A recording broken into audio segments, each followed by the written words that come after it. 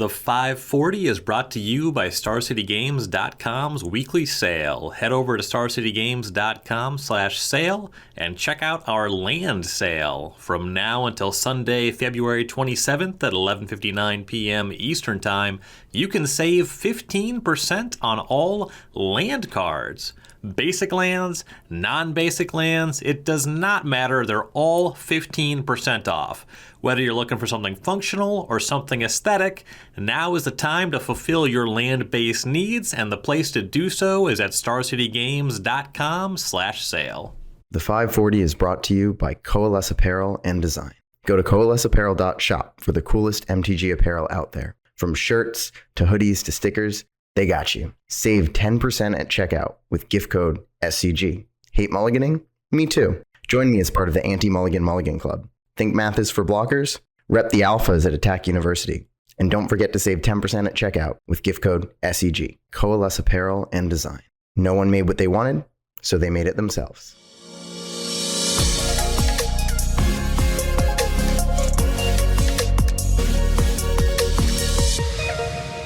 Hello, everyone, and welcome to the final part of our Kamigawa Neon Dynasty set review here on the 540, brought to you by StarCityGames.com. I am Ryan Overturf, and this week I am joined once again by Ryan Saxe to close things out here on Kamigawa. How are you doing, Ryan?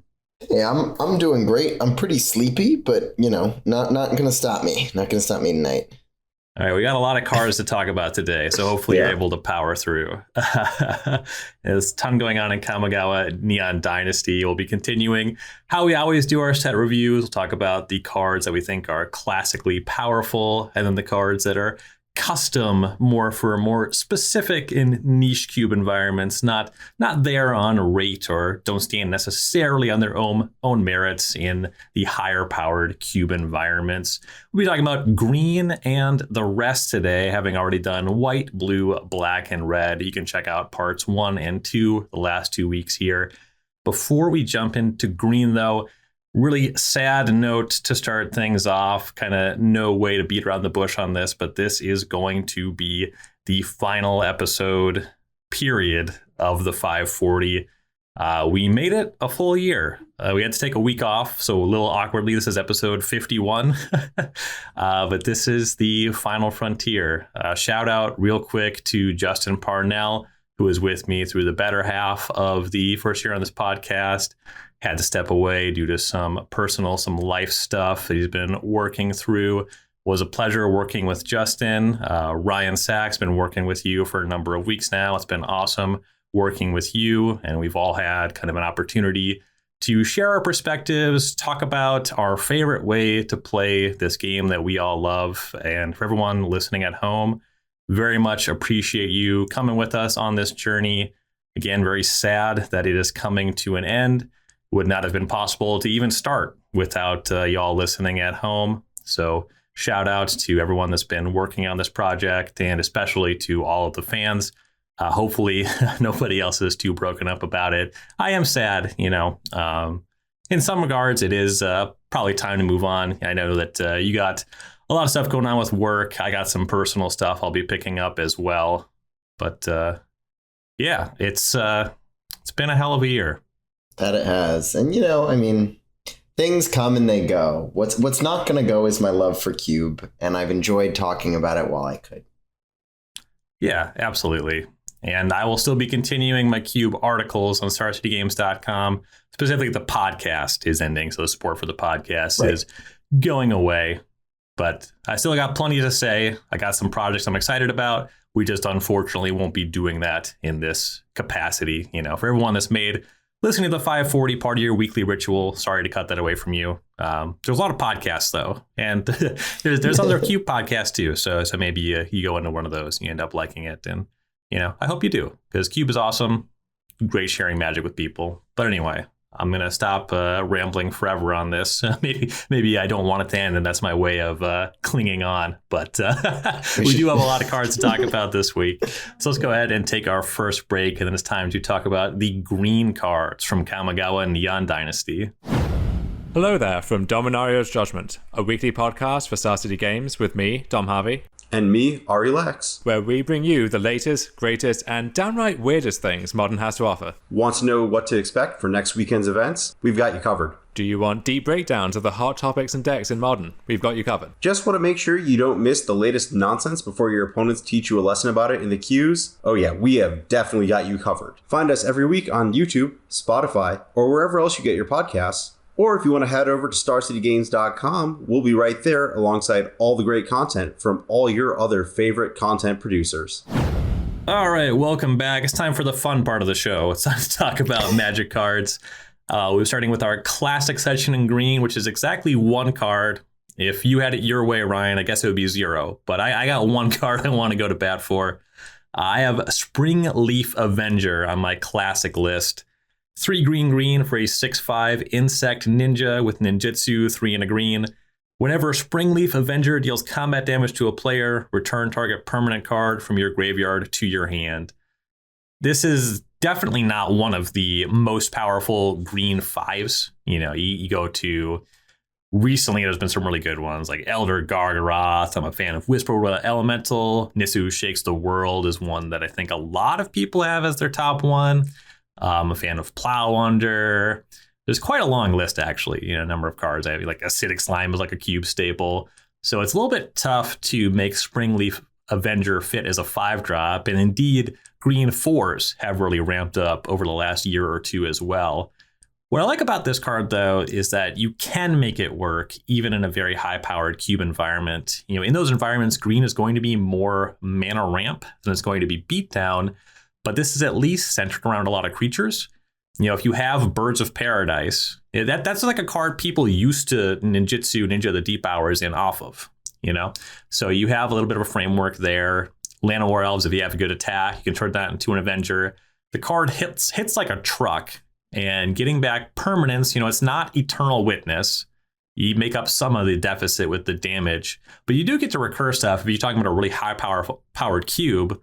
Yeah, I like the idea of picking up Strip Mine with this. I don't know how much game there is to play if you're doing some combination of attacking for 6 and strip mining your opponent. So like this is one that I would play in Vintage Cube sometimes, though I do see that it's not, you know, like an absolute must include by any stretch of the imagination. Yeah, I get it. I get where you're coming from.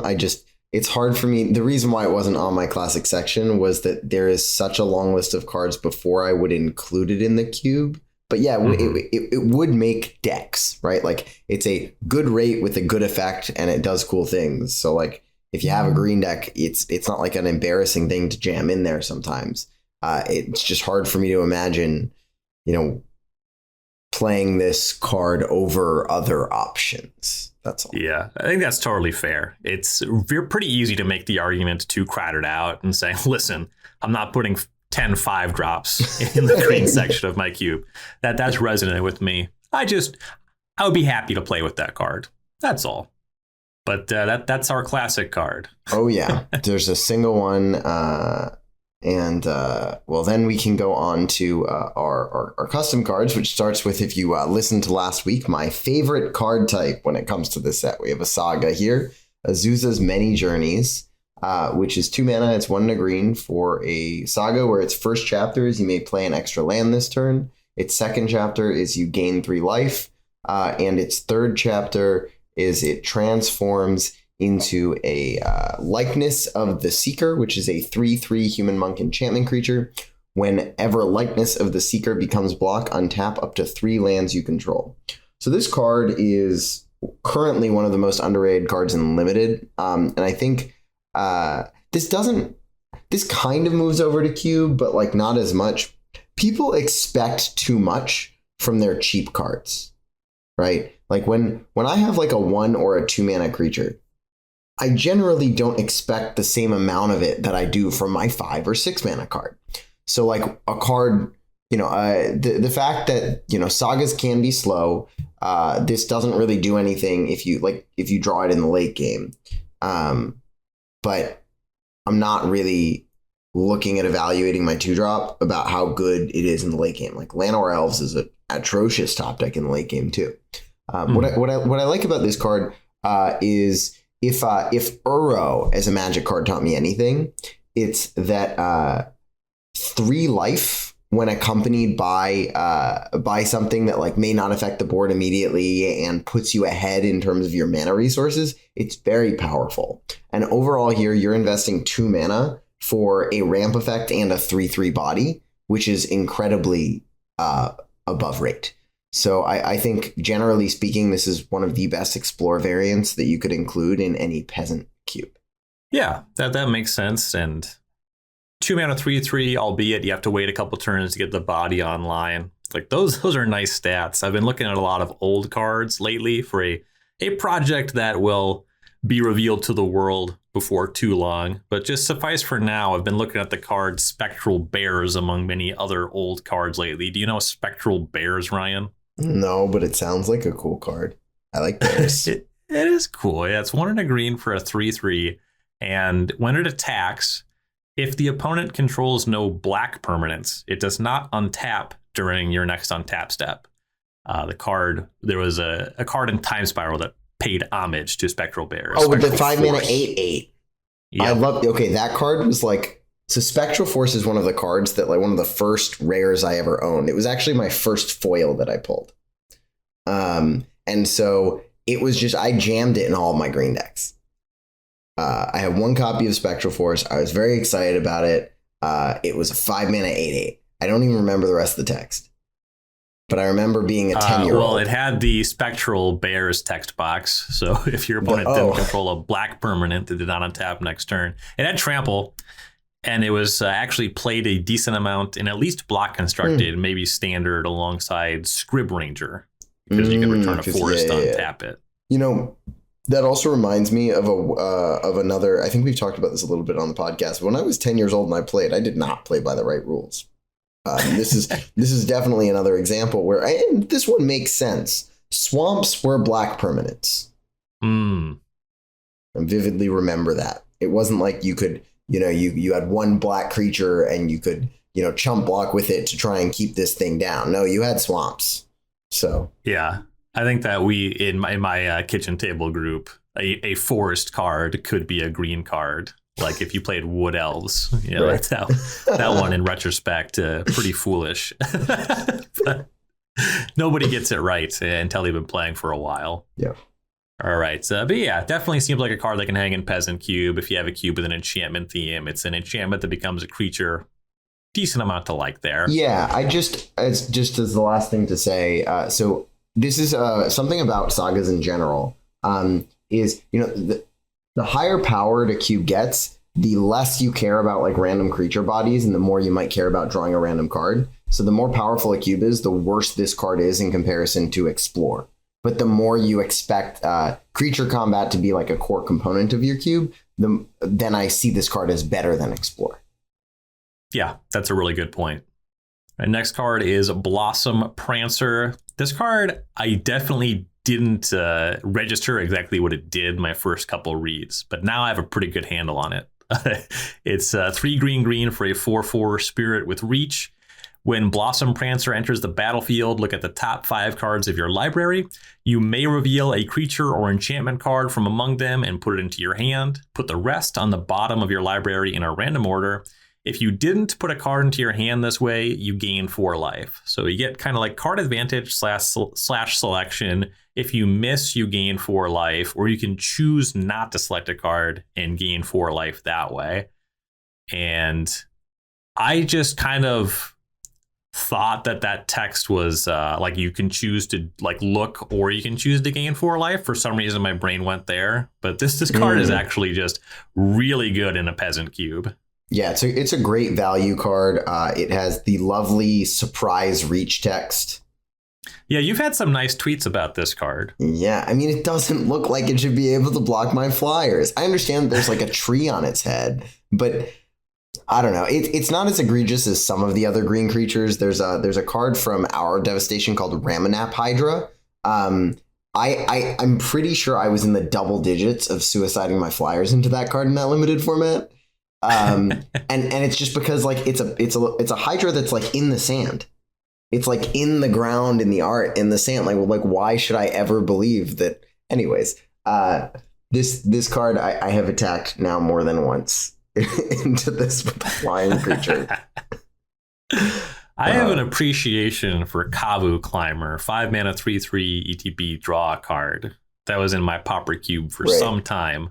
Obviously, this is an uncommon, but then you get a larger body for the same cost. You get reach. You get a bunch of looks looking for a creature or an enchantment. If you miss, you get 4 life. You can choose to gain 4 life if that's what you really care about.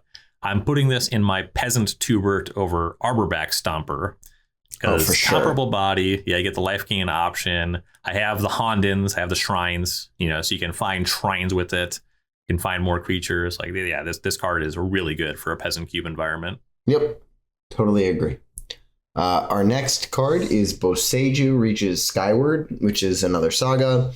It's 4 mana, 3 and a green. Its first chapter is search your library for up to 2 basic forest cards, reveal them, put them into your hand, then shuffle. Its second chapter is one that you should basically never pick, and you think it does something good, so you pick it and then you get punished. It says put up to 1 target land card from your graveyard on top of your library. Okay, doesn't go into your hand, doesn't go onto the battlefield. So generally speaking, don't do that. And then it transforms into another card with surprise reach, Branch of Boseiju, which is an enchantment creature plant with reach. Branch of Boseiju gets +1/+1 for each land you control, and it's a 0/0. So, I mean, this card is also just like a really nice value card for green decks in a Peasant Cube. I mean, something that like you kind of almost you're investing 4 mana and you're getting a 6/6 and 2 cards. Effectively. Yeah, it's a 3-for-1 on this giant body. And just period. I mean, it's too clunky and slow for the best cubes, but this is like a real good Mull Drifter. And so I would basically say, like, if your cube is about kind of like attrition, combat, it's just a good thing to look at, and I think it'll make a lot of Peasant lists as well. Yeah, and we're on the same page about chapter 2. That's just horrible. In fact, that mode is so bad. Well, not mode, that chapter.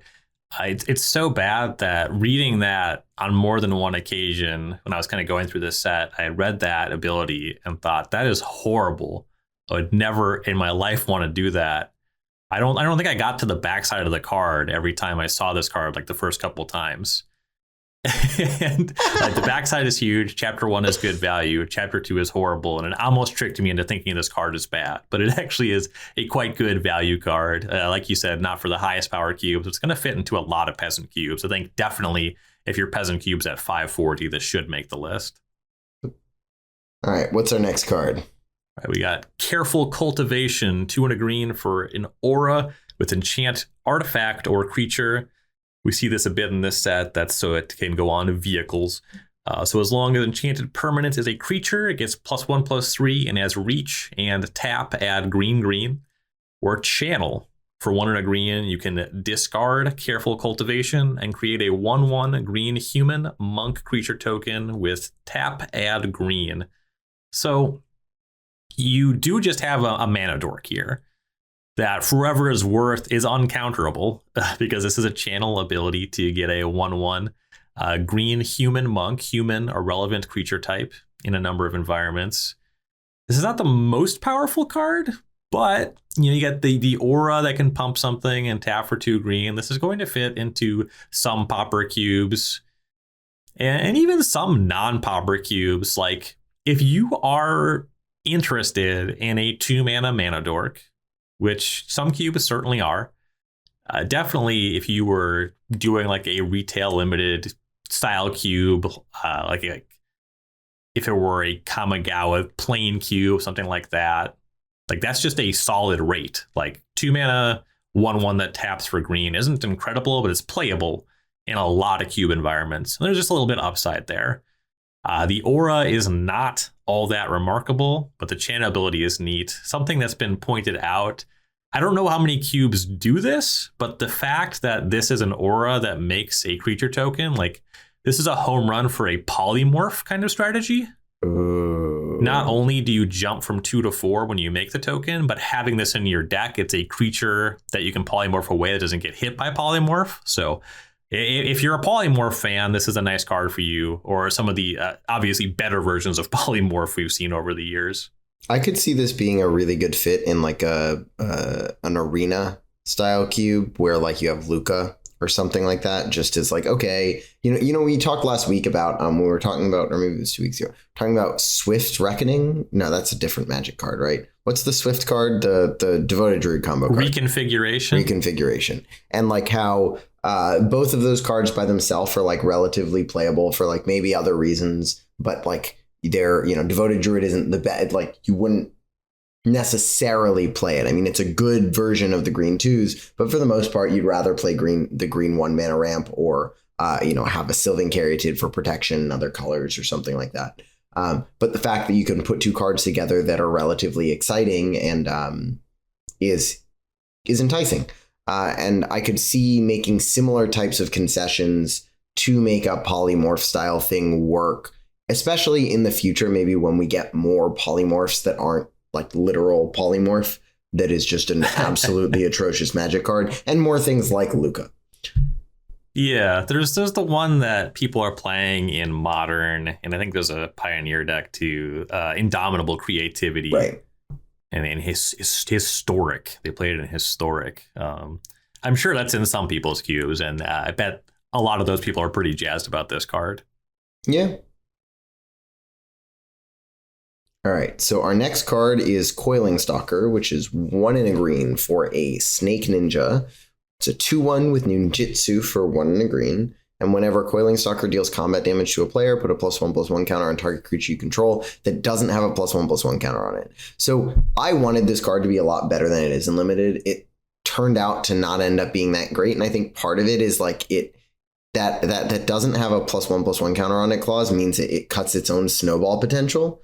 So you can't try and like jam this on turn 2 or ninjutsu it in early, remove a blocker. Like now you have a 4/3 and it kind of just like keeps going. And maybe that's too much for a common, but given that the way that this card landed in the Limited format is like, do not put this in your green deck for the most part. It's a little unfortunate. It is really cool, though, that this card, if you can continue to connect with it, although its body does have to stay relatively small, it can, put counters on other creatures as well. My stance on this is a Pauper cube or a cube that's like quite combat oriented with a +1/+1 counters theme will like this card quite a bit. Yeah, it's like fine. It's not breaking. No.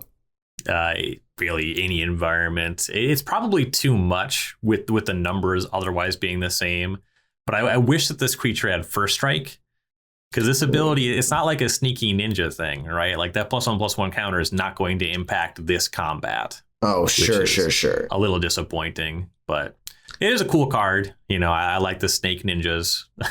Yeah, I wanted to for some Pauper cubes. I really wanted to add this card to my combat cube because I have a +1/+1 counter in theme in green that bleeds over to other colors, partially because like when there's not as much, you can't necessarily say if there aren't Mull Drifters, generally the enter the battlefield effects are about affecting the board in combat. So like things like Manowars are okay, and things like, Rishkar is okay in the sense that like it can put +1/+1 counters around. They're not actual raw cardboard, but it's a value that's impacting the board. And so I was pretty excited to be able to have a card like this in those decks. And then after playing with it in Limited, it just is too below rate of a body for what you'd like. Like the ninjutsu on this card really needed to be just a single green, actually, if I think about it, because I don't think that you can put First Strike on it, but you do need to push it a little bit more. Then again, there will be Pauper cubes in which this has a nice home. For sure. Our next card is Commune with Spirits, 1 green mana for a sorcery. Look at the top 4 cards of your library. You may reveal an enchantment or land card from among them and put it into your hand. Put the rest on the bottom of your library in a random order. So this was on your list. It wasn't on mine. I mean, I think that the application is fairly obvious. You're going to put this in a cube where you have a significant enchantment theme. 4 looks for land isn't the worst, but if you're just looking for lands, we have other cards that do that. I think that we're at a point. We were at a pretty good volume before, and this set really adds a bit more where you just kind of would play an enchantment in the slot for this card. Though for a larger cube with an enchantment theme, that probably would get my attention, but I'm not necessarily sold on the card otherwise. So my stance, I mean, obviously you're not playing this unless you have a deep enchantment theme. I think a lot of the times we've seen cards that look like this, they've dug 3 before. And so I think the heuristics that we built kind of miss on how powerful this is. I mean, you can have a deck where this is close-ish to Ancient Stirrings potentially, right? Because it can hit lands and most of the permanents that you care about. And in playing, like, I currently have this as the best green common by like a significant margin in the current limited format, which the green decks are about enchantments. So given that, my expectation would be a pauper cube with a deep enchantment theme in green, such that if you draft a green deck, the expectation is that getting 10 enchantments in that deck is natural, because that's how this limited format works. Then I would want this in that cube.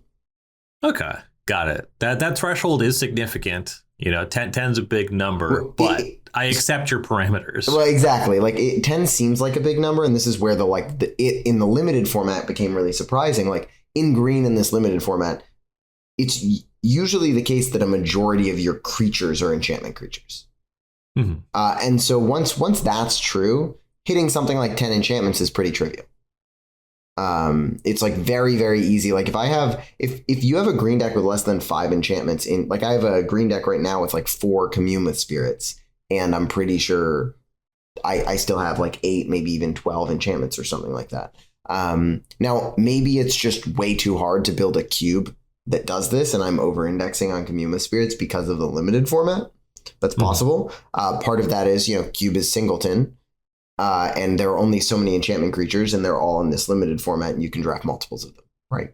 So this is I think a relevant question for this conversation then. So your deck with 4 Commune with Spirits, are you shaving on lands at that point? Yeah. Generally, in this particular... I just want to say, I assume that you were, and that's where you lose a little bit of the luster for a non-singleton cube.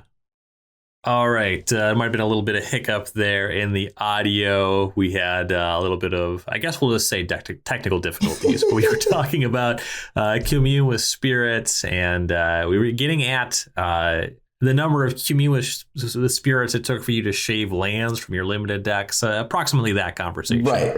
And that's when the fire alarm went off. Got it. Okay. I was generally in my limited decks, for every 2 Commune with Spirits, I've been cutting 1 land for the most part. It's like a heuristic. I've just really liked the card. It could be one of those cards that's harder to make work in cube, and it's not like I'm saying jam this in every cube.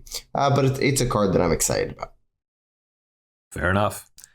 Our next card is Generous Visitor, 1 green mana for a 1/1 spirit. With whenever you cast an enchantment spell, put a +1/+1 counter on target creature. So this is another one of those cards that it's not an enchantment, but it's solid in enchantment decks. It's a 1-drop. Gets you going. It can put a +1/+1 counter on itself. And we have a lot more cheap enchantment creatures. This set and Theros Beyond Death really gave us a good volume of those. And just having a beat down enchantment deck, like this is a solid card for any deck that's casting auras. Certainly, I can say that much. Yeah. I mean, and there are going to be a few cards here. This is one of them where it's like, look, most cubes aren't going to look at it. If your cube wants it, you want it, right? Mm-hmm. So yeah, definitely. I'm a big fan of 1-drops, period. And I do think enchantment decks tend not to be so aggressive in cube. But it's always nice to provide extra avenues to take a deck, and I think Generous Visitor really does help in that regard. And it's not like if you have a slow enchantment deck, I think this is still a good card to put in it. Yeah, it does get big. It's as long as games aren't just ending as soon as someone gets set up, you'll have some time to get this up to the size of a lot of creatures. Yeah, if combat is a thing that matters. Yeah, but it's also on target creatures. So like even like later in the game when you draw this and you don't have the time to scale it up, it can still affect the board in an impactful way. Yeah, it'll make something big. Yeah. On that front, this card that we skipped over, I think it'll go in almost all of the exact same cubes, but Fang of Shigeki, 1 mana, 1/1 enchantment creature, snake ninja with death touch, like 1-drop enchantment creature. I think that it would be pretty common to see those two in the same cube. Yep. I think that's a fair thing to say for sure. All right. Our next card is one of the shrines, Go Shintai of Boundless Vigor, which is 1 green for a legendary enchantment creature shrine. Reminder, shrine is not a creature type. It is an uncommon with trample. It's a 1/1. At the beginning of your end step, you may pay 1. When you do, put a +1/+1 counter on target shrine for each shrine you control. So this is the only shrine of this cycle that's body is actually like kind of just good on rate. It's basically, I mean, you can almost think of it, it's not really, but you can almost think of it as a 2 mana 2/2 trample, and it scales pretty well. But, you know, like we're talking about, this card goes in your cube if you're supporting shrines, and it doesn't if you don't. Yep, exactly. And it is a 2 mana shrine, which is definitely a big deal on making shrines competitive with other things. Yes. And next we have Jugen Defends the Temple, another one of those sagas that becomes a creature. 2 and a green. Chapter 1. Create a 1/1 green human monk creature token with tap add green. Chapter 2. Put a +1/+1 counter on each of up to 2 target creatures. Some big Rishkar vibes off of this one. And then Chapter 3. You transform it into Remnant of the Rising Star, a 2/2 enchantment creature dragon spirit with flying. And whenever another creature enters the battlefield under your control, you may pay X. When you do, put X +1/+1 counters on that creature. And as long as you control 5 or more modified creatures, Remnant of the Rising Star gets +5/+5 and has trample. So it kind of looks like you're playing a long game, you're spending a lot of mana, but this is a solid ability to have just tacked on in any cube where combat is a big thing, where you're not playing like a ton of game-ending haymakers. Like if you actually care about accruing resources over time, if you have a +1/+1 counter theme, it's just pretty clear that the front side, that Chapter 2, and the back side, the creature, both have abilities that give you additional +1/+1 counters. So definitely if you have those themes, I think that this is just right at home in Carmen Handy's Proliferate cube, for example. Yeah, and I think something to also think about with this card that we kind of missed with the Kiki Jiki one, right, is like it makes 2 bodies, right? And so it right. is also card advantage. Yeah, that's definitely not for nothing. And then, 3 mana is usually a bit expensive for a mana creature. However, you get to pump other creatures as well. So it's not like a full Anthem, but you get all these little things that amount to a pretty solid card when you put it all together. Oh, that's funny, right? It gives you if you want to think about it in terms of investment of resources, the fact that it gives you that mana dork and the backside ability means you can basically put a counter you use that mana dork to spend to pay the X so that you're not like playing below curve for it.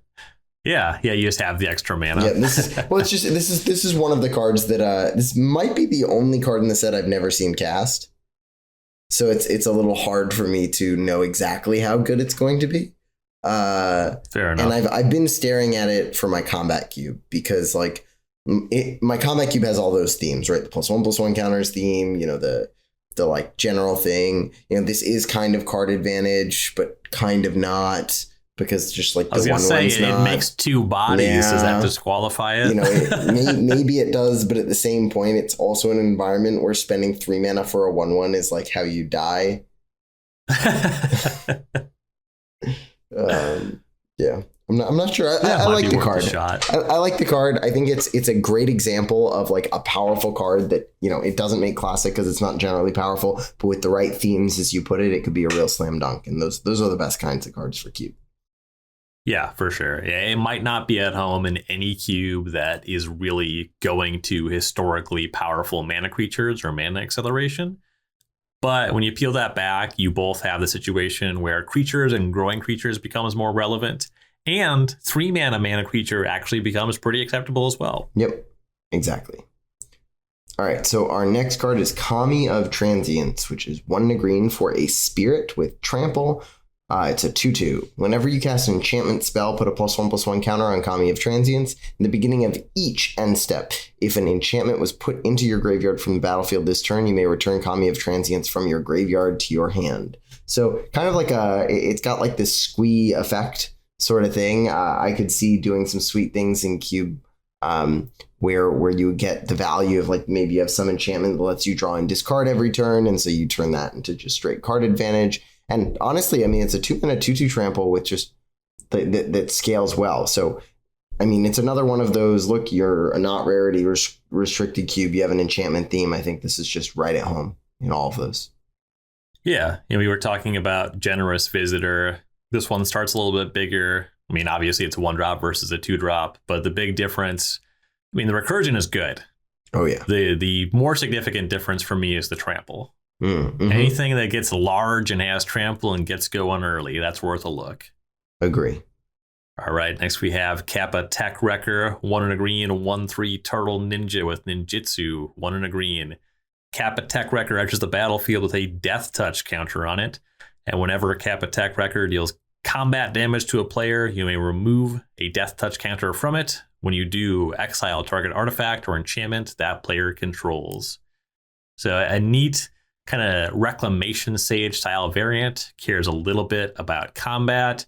You can just play this as a death touch kind of blocker, or just play it on turn 2 with the intention to attack, deter your opponent from setting up something that is vulnerable to a naturalize.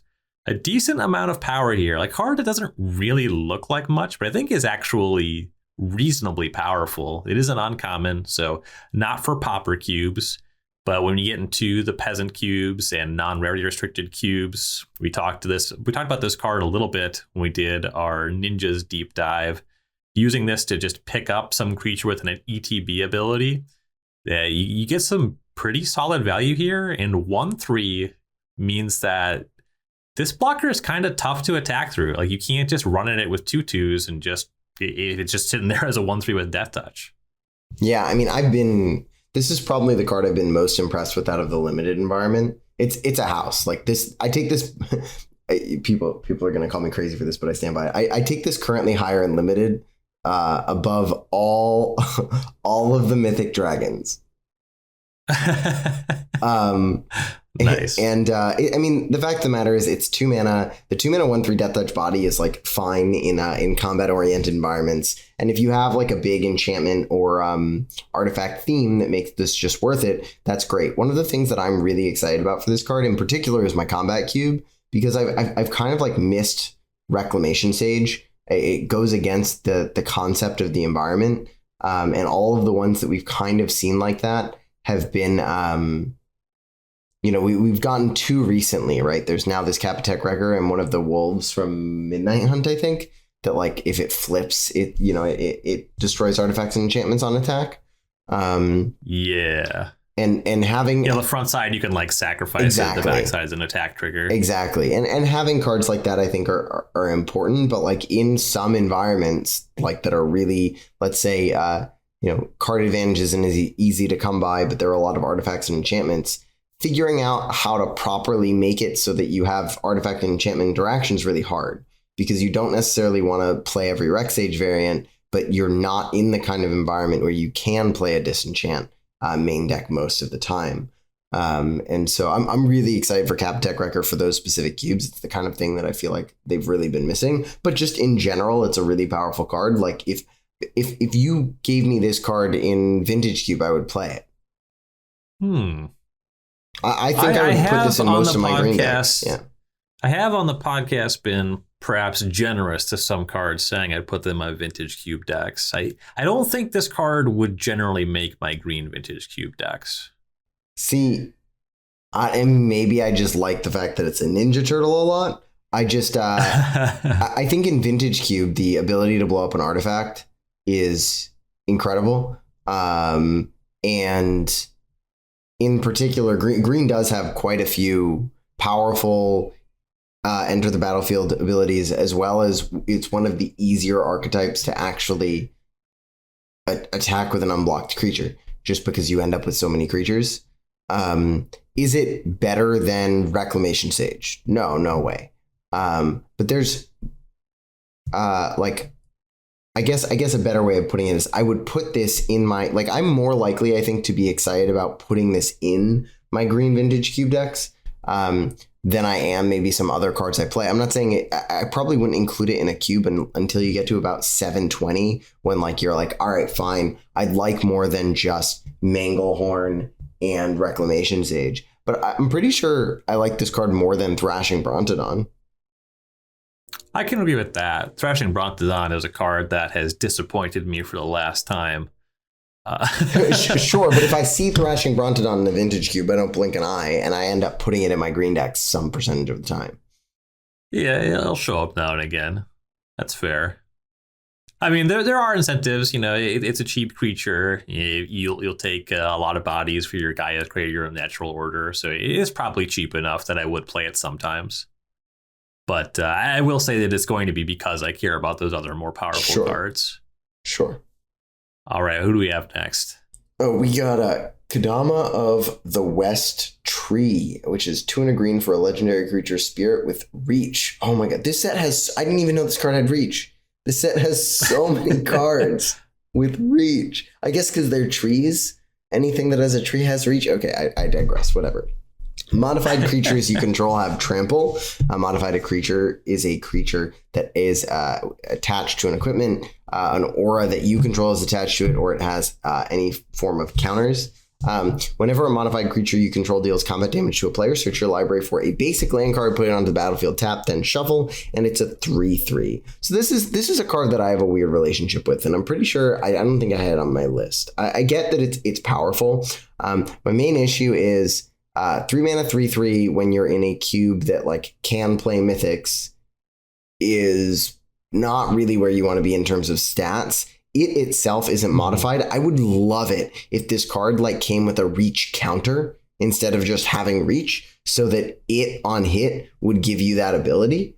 The problem I have with it is the decks that are going to care about modifications are going to be lower to the ground and not so much care about their ability to ramp on turn 4. So it's hard for me to see a home for this in a cube. So I'd love to hear what you where you envision that home being. Yeah, that's reasonable. The numbers are weird, right? Because like you said, if we're talking about just a cube with no real restrictions, this is a mythic rare, so you have to allow, that rarity. Then 3 mana 3/3 isn't really appealing. Reach is a stupid keyword. It's not powerful. The fact that it gives your modified creatures trample, I think, is a significant note here. Yep. Just all of them. So I'm imagining this in a cube that is kind of pushing modified as a theme, whether this is a cube that has a decent clip of like bestow or auras otherwise, equipment and or reconfigure creatures. Maybe it's literally pushing the themes of this set. It's a cube that pays homage to Kamigawa Neon Dynasty's modernity versus tradition themes. This card kind of makes some sense there. The mana bump is kind of weird. When you're talking about modified creatures and this being a baseline 3/3, rampant growth after that, exactly. What are you really doing with that? That's a fair point. I think I'm mostly looking at this modified creatures you control have trample line. And a toned down cube, definitely something with an aesthetic focus more than a power level focus that takes advantage of that line of text is where I'm seeing this. Sure. It's like especially if you're focusing on limited, it's almost like a build around uncommon type card too. I can see it, but it would require something very specific. Yeah, definitely very specific. And Nessian Courser doesn't move the needle like it used to. No, not even in limited anymore. All right, next is Kara the Boundless Sky, 3 green, the green member of our dragon cycle, a 4/4 legendary dragon spirit with flying and death touch. When Kara the Boundless Sky dies, choose 1. Search your library for up to 3 land cards. Any land, not just basics. Reveal them and put it into your hand, then shuffle, or create an XX green spirit creature token where X is the number of lands you control. So again, this whole cycle, there are like fine rates. Green doesn't get many big flyers. So this card is a bit unique in that regard. In fact, if you go back to original Kamigawa, they had their cycle of 6-mana dragons. They were all 6-mana 5/5s, and 4 of them cost 4 pip. Jugen, the green one, costed 3 green because they really did not want to just let green have a 6-mana flyer without, making it more difficult to cast. So if you're talking about a cube power level where that is something that actually becomes a consideration, that's not really a thing in the world of Nisu Shakes the World. Like, I don't care if my cards have flying, they're very good at eliminating my opponent from the game. But a little bit more scaled back power level. The ability to find any land is intriguing. It's a death trigger on a 5-drop, so it's not that intriguing. But this is a card that some people are going to really enjoy. I think that you basically have to be the type of cube designer that plays some new cards, but has an appreciation for, 10 plus years ago power level. Yeah, honestly, the more I go through all of these dragon cycles, the more I feel like if I were to design a cube in which they would fit, aesthetics would be very important to me. Like, I wouldn't want to break up the cycle. I would want like a relatively low powered cube where this is like, look, these are some cool dragons. And they're not, warping to the cube, but they're cool. And maybe I take some of my favorite cycles across different years and I throw them in the cube. I'm not really sure. I mean, generally, again, they're cool cards. You can play them. They're below the power band we usually get, which is why I think you're sort of saying, like, if you're being reminiscent of 10 or whatever years ago, but their rates are also just good. So, yep.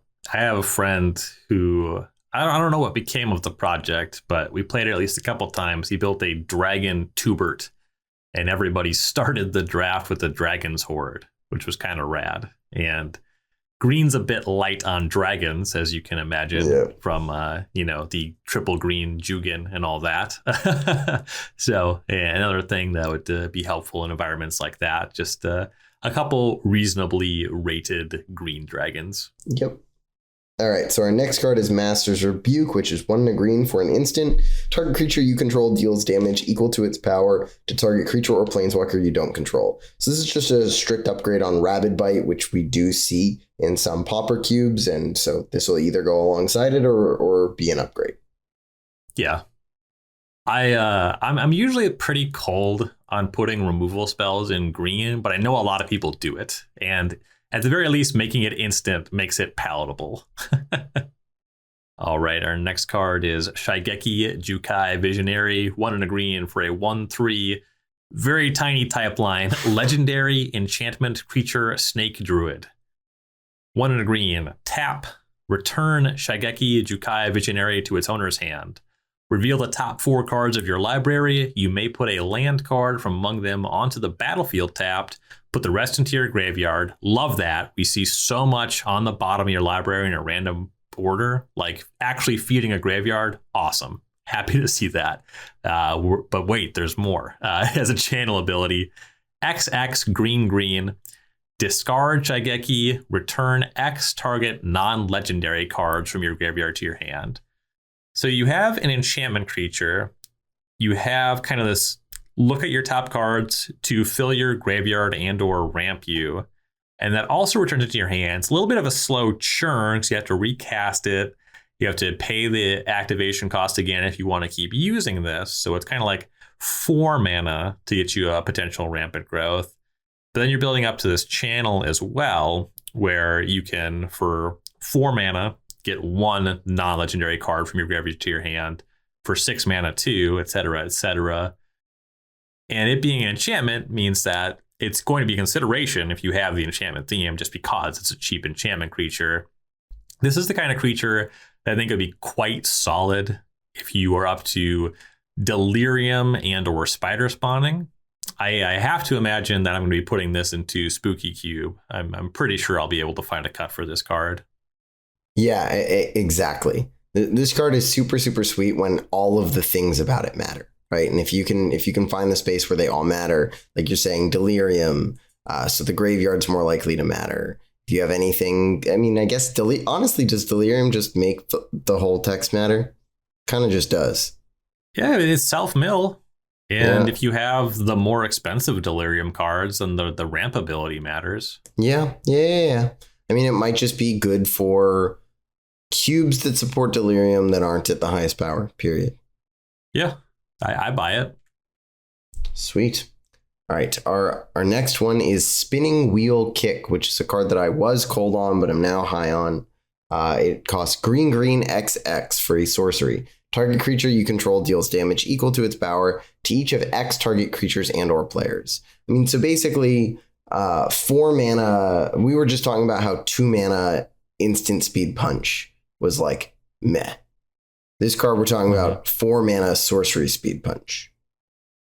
But the ability to scale up to kill 2, 3, even 4 creatures if you go high enough is nothing to scoff at, right? I mean, like generally 6 mana to murder 2 creatures is pretty good when we're talking about a peasant power level, and 8 to murder 3 is pretty impactful. This is one of the better uncommons in the current limited format that a lot of people had to warm up to because of how inefficient it feels.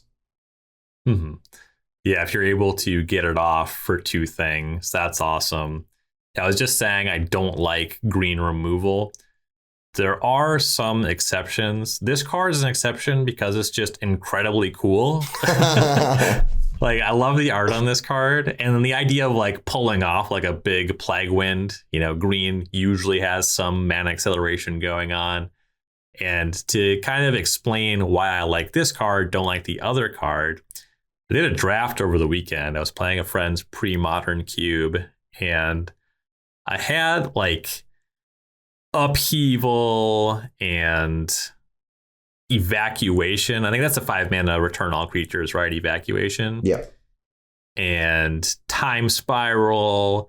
And I had Tolarian Academy with Candelabra of Tanos and Mistra's Helix. And I could put Tinker for a big Phyrexian Colossus in my deck. And I had like access to Saradib Efreet, but instead I built the deck with literally no way to win the game. It was set up so that I could like Upheaval and Time Spiral and like Upheaval and just kind of like do that kind of thing a bunch of times. And then if I was going to win the game, it was going to be off of like smokestacking my opponent off of all their lands and then casting Stroke of Genius for lethal. And like that deck sucked. I won 2 games, not in the same match. I won 2 games, but like that was a fun thing to pursue. And Spinning Wheel Kick for like big X to like completely kill your opponent's board seems like a really cool thing to do. Sure, I can get behind that. That's like very tangentially related, but that's the capacity I like this card. I don't think it's like necessarily good in a lot of cubes, but it's a dream that I'm interested in pursuing. Can't fault you for having dreams. All right, our next card is Tales of Master Sashiro. 4 and a green for a saga. Chapters 1 and 2 put a +1/+1 counter on target creature or vehicle you control. It gains vigilance until end of turn. Chapter 3, transform into Shishiro's Living Legacy, a 5/5 enchantment creature snake warrior with vigilance and haste. I think the haste is pretty significant here. This is a 5-drop. You get some pump and some vigilance on the first 2 chapters, but the 5/5 then coming down with both vigilance and haste, big attacker, big blocker. And this is a common. This is a really good return for a green common. if you're trying to beat down, I like this card quite a lot for Pauper cubes. Yep, exactly. I really do think that, and this is something that I would have missed for Pauper cubes before playing with the sagas in the set. But after playing in this one, I mean, the vigilance matters so much more than I expected to. I mean, I don't know if you ever, do you know the card Dormant Grove it might have been Crimson Vow. It was like very recent. It's yep. Right, the 3 and a green for an enchantment that you can put counters around, and then it flips into a 3/6. Honestly, this card is like a common Dormant Grove in terms of the limited impact it has on the game. it puts around a few counters, then it ends up, not doing that anymore, but being a reasonable rate creature with reasonable effects. So I just think any popper, I would play this in a lot of my green decks in basically any popper cube, period. Yeah, that would very likely be the case for me as well. Sweet. So our next card is Teachings of the Kirin, which is another saga for 1 and a green. The first chapter is mill 3 cards, create a 1/1 colorless spirit creature token. Its second chapter is put a +1/+1 counter on target creature you control. Its third chapter is it transforms into a 1/1 enchantment creature snake monk named Kirin Touched Orochi. It's a 1/1 that says whenever Kirin Touched Orochi attacks, choose 1. Exile target creature card from a graveyard. When you do, create a 1/1 colorless spirit creature token, or exile target non-creature card from a graveyard. When you do, put a +1/+1 counter on target creature you control. So this is a card that I'm pretty excited for basically graveyard cubes with a graveyard theme, in which I'm always in for like these types of like small little pieces of graveyard hate. And this one is attached to basically a 2-mana 2/2 with some incredible value to it. In fact, this is another example of it being card advantage, because this basically, it mills you 3, it makes a 2/2, and then it transforms into a 1/1 that can give you extra value. In my experience playing with the card, it's not common to really be able to attack with that other card. But the fact of the matter is, you're spending 2 mana for 3/3 worth of stats and milling 3 at minimum. And in a cube that cares about the graveyard, that's going to be a reasonable investment. Yep, it's some light graveyard hate, some light self-mill. You made the point I was going to. It's probably pretty tough to get more than 1 attack off with the backside, but all the same, you get some solid value there. And then I wanted to ask you on this one, what's the 17 lands data? Is this one more winning than it appears? No, so I think this one that is the case of it. If it's in your opening hand, I think it has incredible stats. And otherwise not. They're like fine. Let's take a look. Okay. Teachings of so like I guess like the idea, if it's in your opener, you get 2 2/2s pretty quick. Yeah. And that's really good for 2 mana, but it's just not good enough later. Right. So I guess, no. I mean, the stats on this are pretty good, right? It's coming in above generally above all of the green commons, and the probability of winning if it's in your opening hand is above 66%. So, Okay. And to be fair, again, 17 lands for people who aren't super familiar with it. It's a website, awesome website for tracking limited data on Arena. But as is any sort of tool like this, it's biased in the sense that the people who are going to use this tool are already going to be sampling from the above average population, right? You are more likely to use this thing if you are already good. So I think the average win rate on 17 lands for this set right now is 56%. So an average win rate of a card being 60% is good, but it's not actually as insane as that normally sounds. Yeah. With the 56%, if 17 lands were a card, they would ban it in standard. Yeah.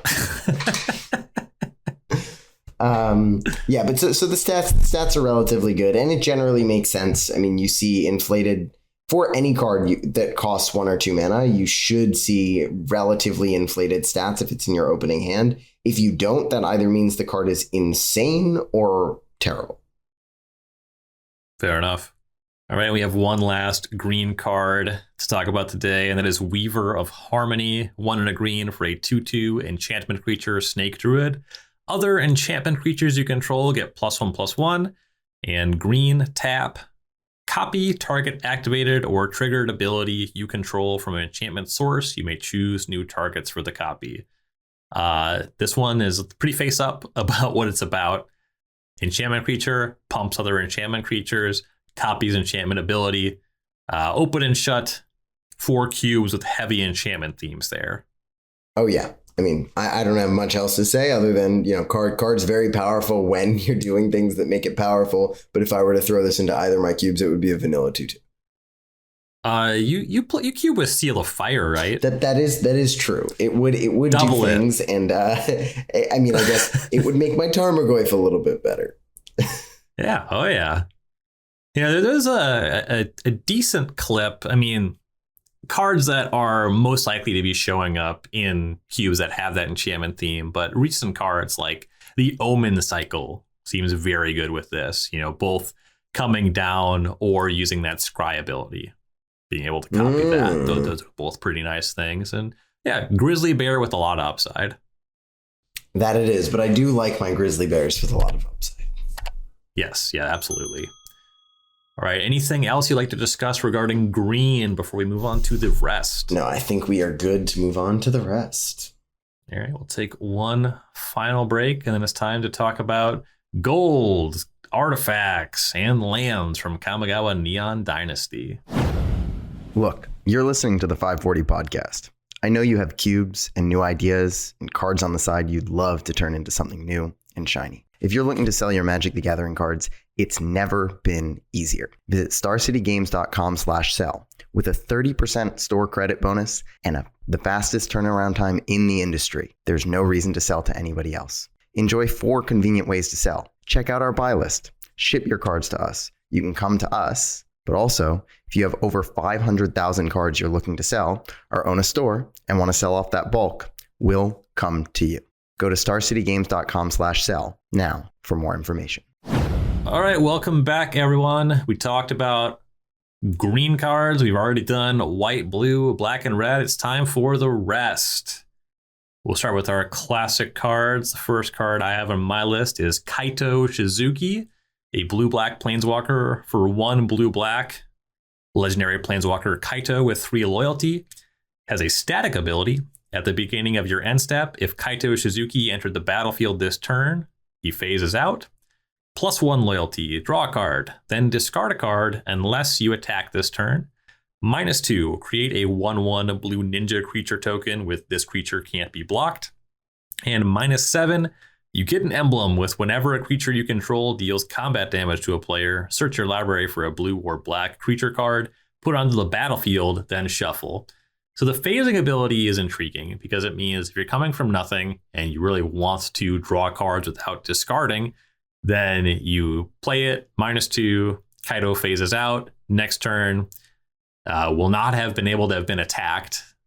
Some instant speed removal is what it's going to take to get rid of Kaito. You get to +1, attack with that ninja, draw a card. And that's solid. That's a 3-mana planeswalker, which is a category of card type that always overperforms. Even the War of the Spark planeswalkers, there were a number of 3-mana ones without an ultimate that were very good. This one has an ultimate. You have the looting ability there. Let's say you don't -2 at all. You just start plussing. It's blue-black, so it fits very naturally into Reanimator, if that's what you're getting up to. And then kind of lower power level, the cubes, like an arena-style cube, tends to be the case that you have some cheap interaction, so you can cast some Doomblade effect style cards to keep your opponent's board clear. You're looting to make sure that your hand is kind of clean in that regard for a control deck, or you're just playing an aggressive deck, and this gets you an extra body, maybe 2 overtime, and some extra cards. I like this card quite a lot, and I think it does enough and is cost cheaply enough that I would play this card in the Vintage Cube sometimes. It has pretty steep competition, even if you go out 3 mana there. Like, I don't think those are going to cut Ashiok Nightmare Weaver from Vintage Cube. Personally, I think that card's very unfun, but I do play it when I'm given the opportunity to. So the barrier is actually getting the card into the cube, but I think that this card is playable in cubes of really any power level. Well, I guess, except for, you go too low power, this card ends up being too good. Right, yeah. If you wouldn't put it in your cube. Yeah, I agree. I mean, so I think, maybe in my building of lists, we had a little bit of a fundamental disagreement in just like what I put as classic and custom, because, the more that you describe it, this is a classic card. My issue is, the steepness of Dimir now. It's hard to, honestly, I may just try it out anyways because I like the idea of a 3-mana planeswalker that just loots. I did say that I would play a Dak Faden without the -2. Now this is only drawing once, not twice, which is a big difference. But it does a lot of other stuff to make up for it. Sometimes you keep the card, though. Sometimes. I don't imagine I'm going to keep the card all that much. It's a powerful card, and I would play it, as you put it, sometimes in my blue-black decks. I don't think it would always make the cut. If I'm just a generic good stuff blue-black control deck, I really don't think this provides that much to me. Yeah, I'm sure I can imagine this card ending up in my sideboard. I will say, for a lot of Legacy and Vintage cubes, one of the draws to blue-black is Fallen Shinobi, and this is a really solid enabler for that. I do kind of dig that. That's cool. And it does curve really nicely with Baleful Strix as well. So I don't know. I think I would play it well more often than I cut it. I have to get some reps with this card, but I'm a little lower on it than you. All right. Our next card is Tamio. Is it Completed Sage? Completed Sage? It's just pronounced completed, but I like saying completed because it bugs people who know that it's just completed. All right. This one is such a weird mana cost. It's 2 green blue hybrid Phyrexian blue. I still don't like. So it's never 6 mana, right? It's either 5 mana or 4 mana. Is that correct? Correct. Okay, correct. Got it. Understood. Yeah. So it's a hybrid mana. You can pay green or blue. And its Phyrexian mana would substitute over one of those. And I think that when you pay the 2 life, you are choosing whether you are paying Phyrexian green or Phyrexian blue, which will matter if you have some card that cares about the amount of colored mana spent on a thing. Got it. I understand now. So it has an interesting ability. So it's a legendary Planeswalker Tamio with the ability completed. Which basically is saying if life was paid to cast this card, this Planeswalker enters with 2 fewer loyalty counters. I love the idea of that mechanic because Phyrexian mana is so broken. It lets you do cool things about letting cards cost different amounts without, completely breaking cards in half. Anyways, the abilities are +1, tap up to 1 target artifact or creature. It doesn't untap during its controller's next untap step. -X, exile target non-land permanent with mana value X from your graveyard. Create a token that's a copy of that card. And -7, create Tamio's Notebook, a legendary colorless artifact token with spells you cast cost 2 less to cast and tap. And that notebook can tap to draw a card and enters with 5 loyalty.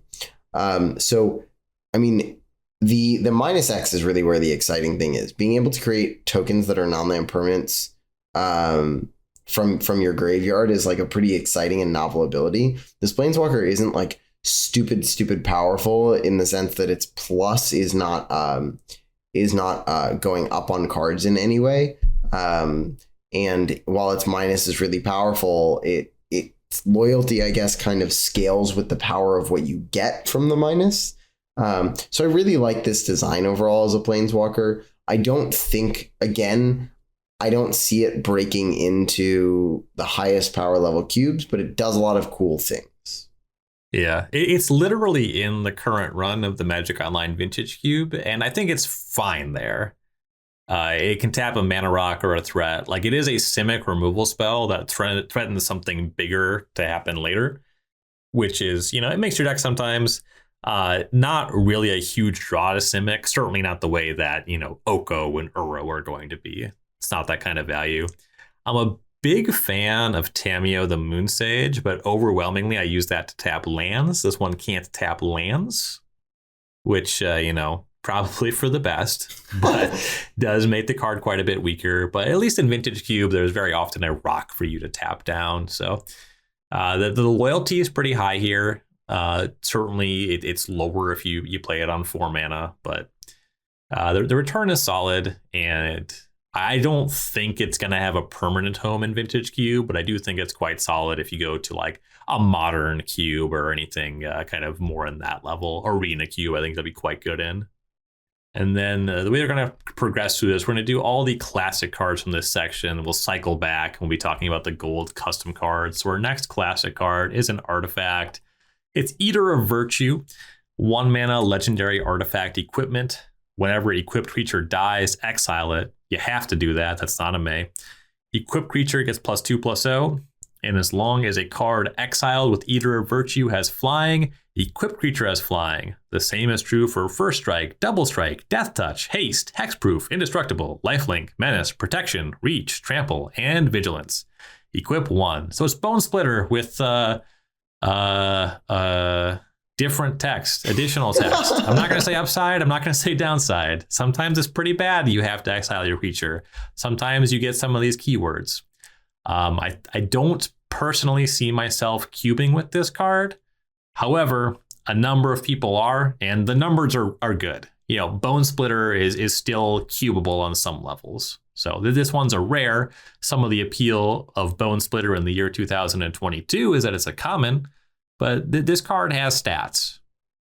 Yeah, I mean, I still like playing with Bone Splitter in my aggro decks, particularly though I enjoy it more in my black aggro decks than my white and my red aggro decks, just because the recursive nature of the 1-drops, being able to scale those up.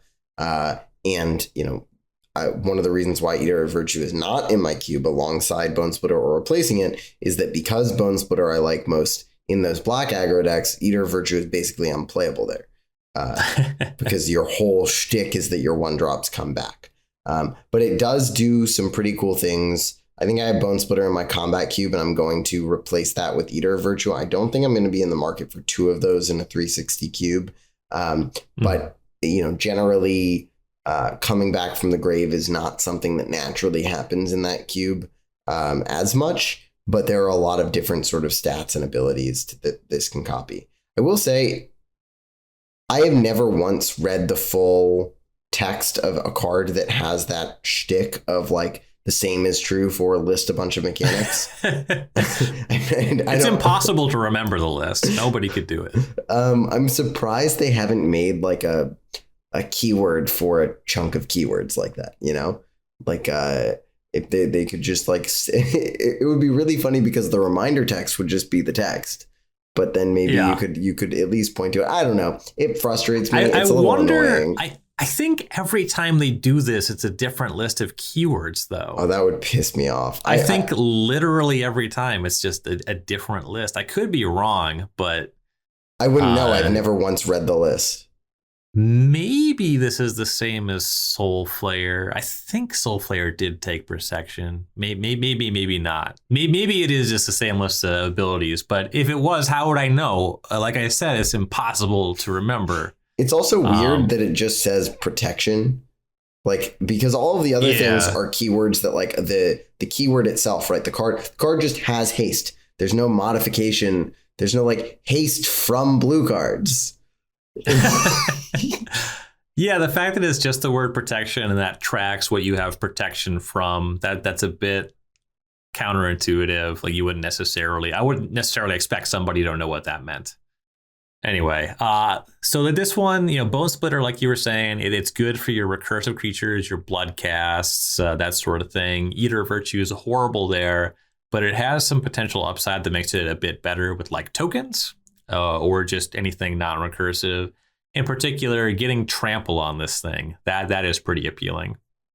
Yeah, or in the current limited environment, this card it's weird for this card to make me want to be blue, but flying on this turns it into like an utterly broken equipment for flying or lifelink, really, in like limited. Make it unbelievable. Trample, I imagine, helps push things over the top in cube. Anyways, I'd cube it in my aggro decks if I saw it, but there's nothing too much to write home about it. Yeah, definitely agree. Right.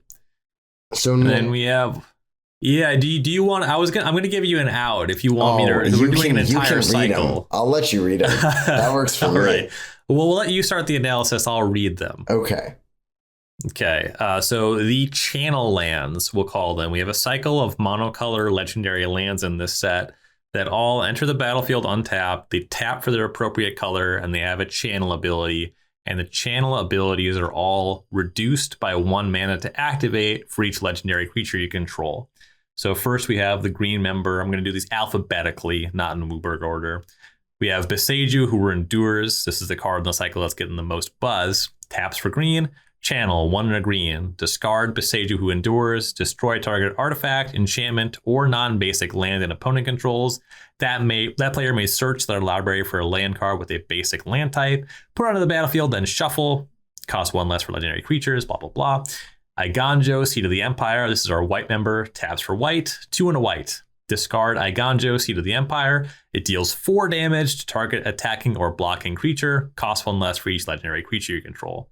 The blue member of the cycle, Otawara, Soaring City. Taps for blue. Channel 3 and a blue. Discard Otawara, Soaring City. Return target artifact, creature, enchantment, or planeswalker to its owner's hand. Cost 1 less for each legendary creature you control. The red member of the cycle, Sokenzan, Crucible of Defiance, taps for red, channel 3 and a red.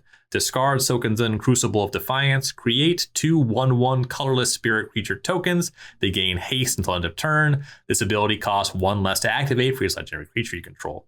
And finally, the black member, Takanuma, Abandoned Mire, tap for black, channel 3 and a black, discard Takanuma, Abandoned Mire, mill 3 cards, return a creature or planeswalker card from your graveyard to your hand. This ability costs 1 less to activate for each legendary creature you control. So Ryan, tell me about this cycle. So basically, I'm a big fan of utility lands, and any land that produces color and enters the battlefield untapped is going to be something that I look at. These are the kinds of cards that, like, if you put them in literally any cube, they all will see play because they're free.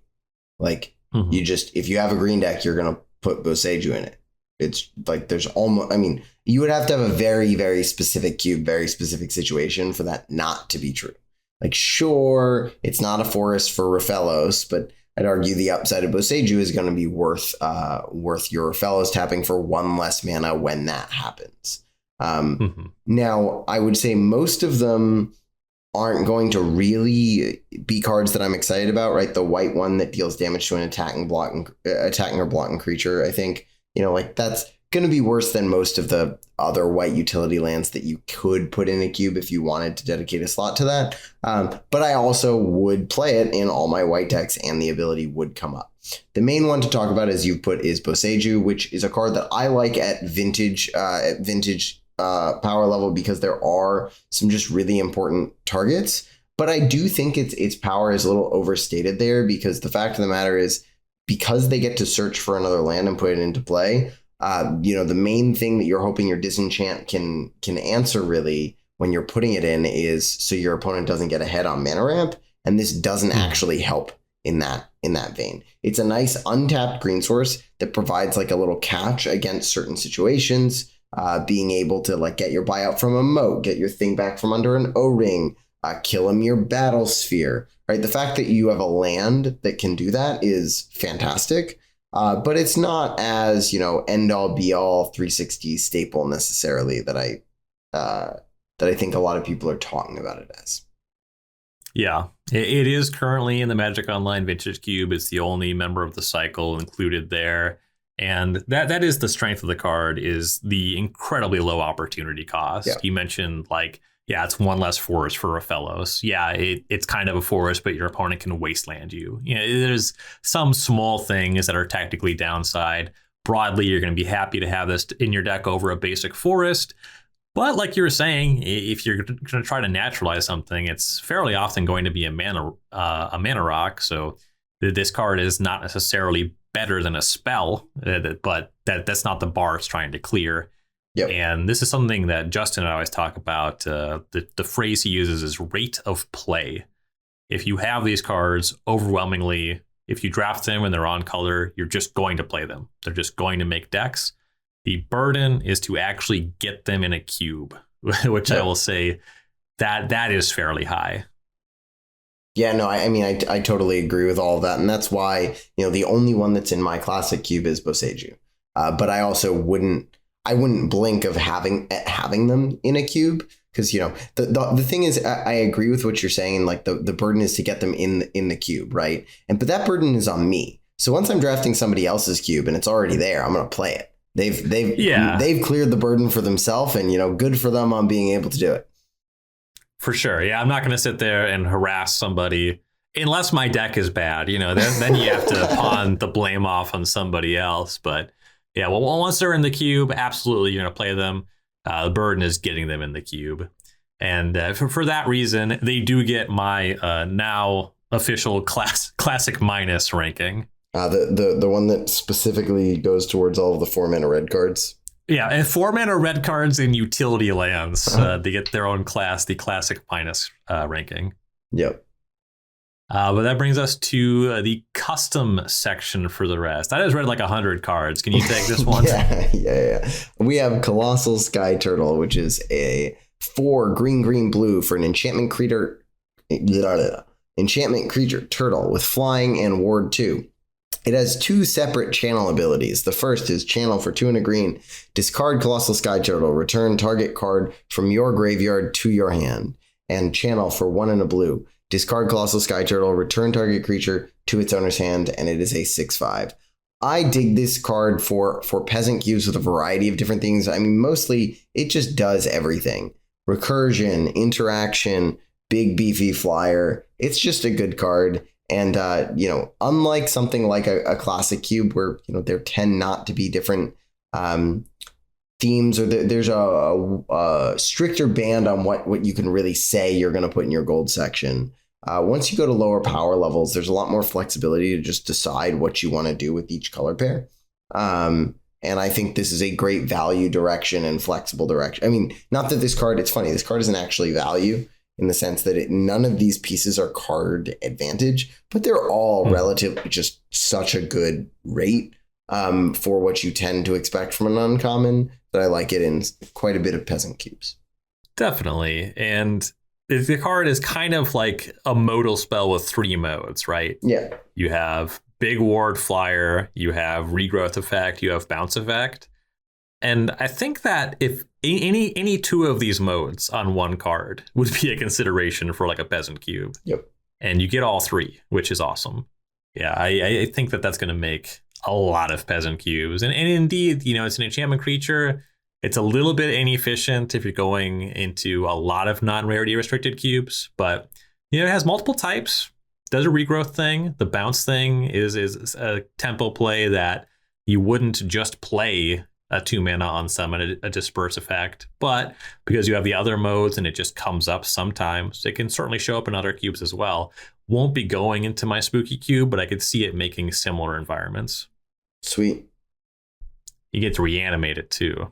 Oh yeah. Do that. Some peasant cubes do a little reanimator thing, and this is awesome for that. Oh yeah, I can see it being a great fit there. All right, our next card is Aiganjo Uprising, X red white sorcery. Create X 2/2 white samurai creature tokens with vigilance. They gain menace and haste until end of turn. And each opponent creates X -1 2/2 white samurai creature tokens with vigilance. This is kind of like a fireball variant. It's interesting because your opponent's going to get X -1. So you have your 2/2s, they have menace. Everything else is equal on the battlefield. That first turn with haste and menace, you're connecting for 2 points for every 2 that you have. So it's just kind of like X upstairs.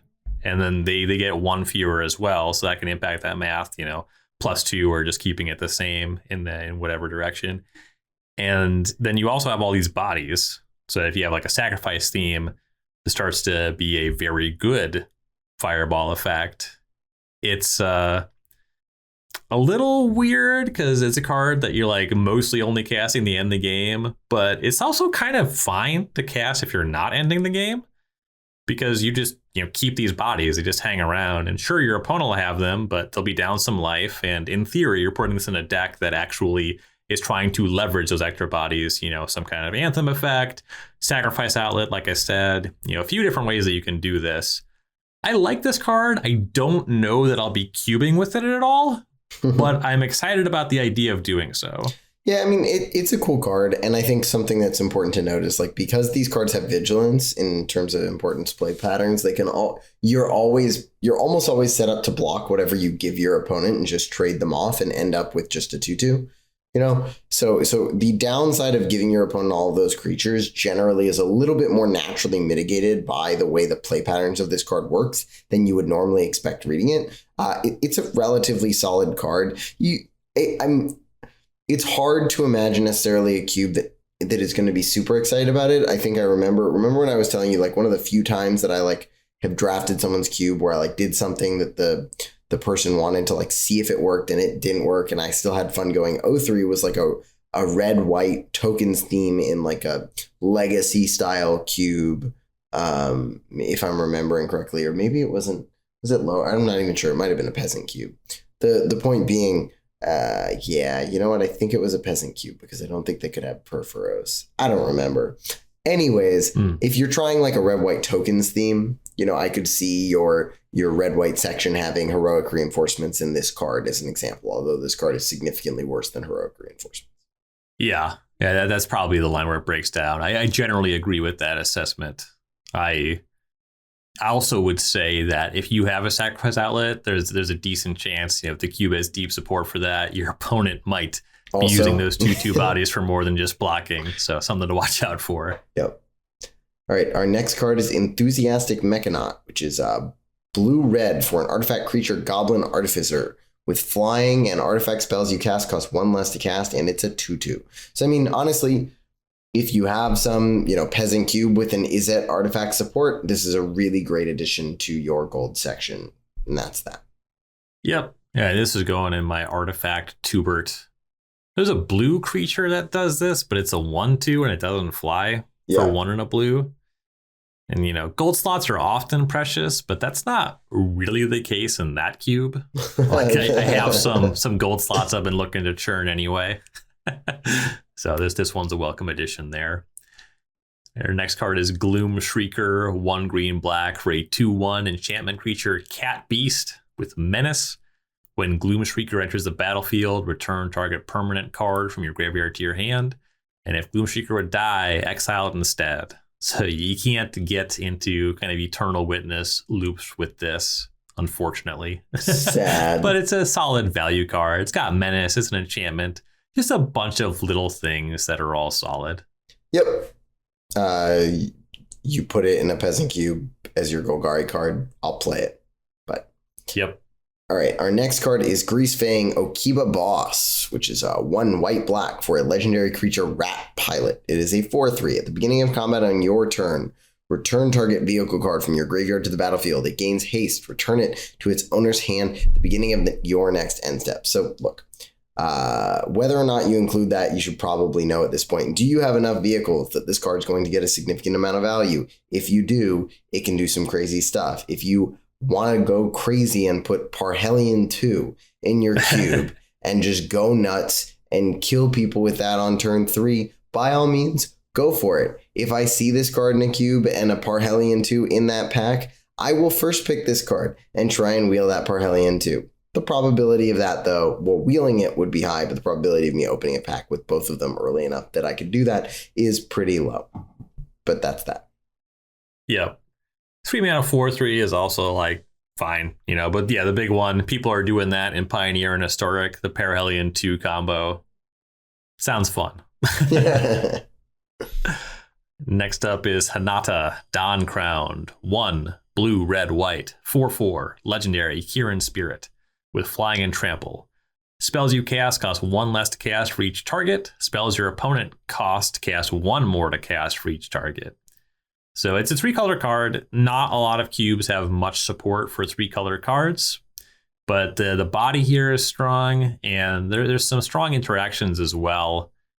If you have, what's the card? People have been playing this with, it's a blue-red card from Strixhaven, Magma Opus. Ooh. And that card has like 1 million targets because it has like 12 lines of text, and so it only costs 2 mana to cast if you control Hinata.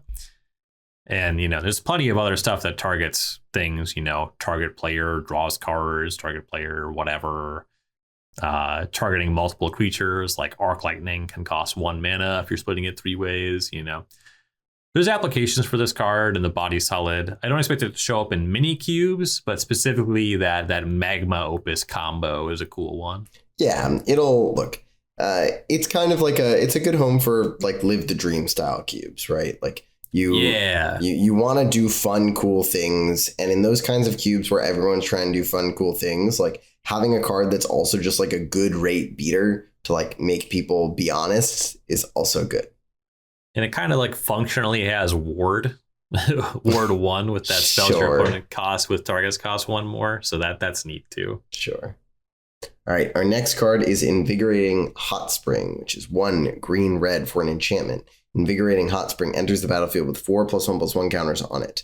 Modified creatures you control have haste and remove a +1/+1 counter from Invigorating Hot Spring. Put a +1/+1 counter on target creature you control. Activate only as a sorcery and only once each turn. I'm a big fan of cards like Rhythm of the Wild, just the 3 mana Gruul enchantments that give things haste. I love those types of cards. All in for a Fires of Yavimaya, and so it's a cool card for generally lower powered peasant style cubes, depending on how they want to take their Gruul section. I think in terms of raw power, Invigorating Hot Springs is the best of the bunch in the sense that like Rhythm of the Wild, you have to choose between the counter and the haste. This one you get both. And sometimes, modifications could be part of a theme that you have to just generally give things haste even when you're done with it. The higher power level you get, the more likely you have something like Rhythm of the Wild intersecting with Persist combo, in which case, that'll actually go infinite, where this one is just about resetting Persist. But it's a good card, and I will play with it when I'm given the opportunity to draft it. It's a strictly different Fires of Yavimaya. It has the downside, like you said, with Persist combo, the once a turn. If you have a bunch of creatures, or really more than one creature entering the battlefield, you can't get them all going. But if you're just playing one creature a turn, you get that permanent pump, and that's a big deal. So it'll be good in some cubes that are interested in a Fires of Yavimaya style effect. All right, our next card is Jukai Naturalist, green-white, 2/2, enchantment creature, human monk, lifelink. Enchantment spells you cast cost 1 less to cast. I think that this card is actually more significant than Enthusiastic Mechanaut for the cubes that want it. Being an enchantment creature, making enchantments cost 1 less, because the Enchantress themes are all like, when you cast an enchantment spell, draw a card. There's somewhere in the order of 10 cards that have that exact text box, right? And some number of them or all of them will show up in a cube with a heavy enchantment theme. So reducing them by 1, this card is functionally giving you 2 or 3 mana on some turns, which is really powerful. And it also just triggers all of them. If you top deck it, it's still an enchantment for your cards that care about enchantments. So this card is quite significant for enchantment cubes. I totally agree. Nothing more to say on that one. You know when you want it. The next card is a pretty exciting card, the Kami War, which is 1 Wooburg for a saga. Its first chapter is exile target non-land permanent opponent controls. Its second chapter is return up to 1 other target non-land permanent to its owner's hand. Then each opponent discards a card. And then its third chapter, it transforms into Okagachi Made Manifest, which is enchantment creature Dragon Spirit. Okagachi Made Manifest is all colors, flying, trample. Wait, why does it need that? Because when cards transform, they maintain the mana value of the front side, but they don't track colors. They need color identity. Wait, but then why did the other sagas not say this card is green? They might maintain. That's the thing that confuses me. They don't give you pips. Maybe. Oh, it's probably actually just on there specifically for this one because it's gold and like the other borders all tell you the specific colors. That's probably what it is. So it's so like with gold, if you're not looking at the front side, you don't know what gold means if you can identify that it is gold. But like with green, it's just green. Well, then why doesn't the? I mean, it's relevant that it doesn't maintain the pips. So like on the backside, this is a card with mana value 6. No. I understand that. I'm just saying that there's a mythic in this set or something that's a saga that's Rakdos. And it doesn't say, this card is Rakdos on the back. Huh. Well, now I'm a little stumped. Yeah, I mean, I just don't. Oh, so yeah, it is what I was saying. So that one does have the color identifier circle, which they started doing in Modern Masters. Oh, and maybe so you see the little just, circle with the black red, and they can't do that. It's tough to get all 5 colors in there. So that card does technically have the rules text. This card is red black. Got it. It's just attached to that symbol. Weird, but okay. All right. Anyways, this is a 6/6 flying trample. Whenever Okagachi Made Manifest attacks, defending player chooses a non-land card in your graveyard, return that card to your hand. Okagachi Made Manifest gets plus X+0 until the end of the turn, where X is the mana value of the card. This card is basically just like a massive value card, just murders something, gives you tempo and, that extra card. And then it's just like a threat that gives you more value and kills super quickly. This was, at the beginning of the limited format, everyone was like, this is the pipe dream card. Everybody's going to like try and get this card to go off and it's going to be bad, but everyone will do it once. It'll be fun. And it's one of the most winning, one of the highest win rate cards in the set. Super powerful. If you are in a kind of environment that's like more low power, but you want to spike the power level for 5 color cards, that's where this is exciting. So this is exactly the kind of mythic that I like to see in limited. And so I imagine if you're building a cube that's kind of similar, where you want it to be more like retail limited, but you want these things to really be able to go for, the Kamigawa is a perfect thing for that. Definitely. And if you're going to build a Kamigawa themed cube, of course, like this is like one of the cards that it might be difficult to cast, but it's very evocative of everything that's going on the plane. Yep. Right. Next up, we have Oni Cult Anvil, black-red artifact. Whenever one or more artifacts you control leave the battlefield during your turn, create a 1/1 colorless construct artifact creature token. This ability triggers only once each turn. Womp womp. Tap. Sacrifice an artifact. Oni Cult Anvil deals 1 damage to each opponent. You gain 1 life. So you get a little something on a one-shot sacrifice outlet every turn. It's also meaningful that like you can just get into combat. You can trade in some way. If you trade a creature in combat, or you trade an artifact creature specifically, you get to replace that with a 1/1. Then you can also use that sacrifice outlet otherwise. This is going to play well. I mean, it's the ones going in the artifact tuber. Really nice to both get the little extra damage, to have the instant speed sacrifice outlet, to get the extra body. Plays really well with like modular. It's a little weak in terms of sacrifice outlets. You can only do that once a turn. It only gives you the extra 1/1 once a turn on your turn. But it's kind of enough in specifically a very artifact heavy cube. Yeah, I mean, it's also, it's just cat oven by itself though, right?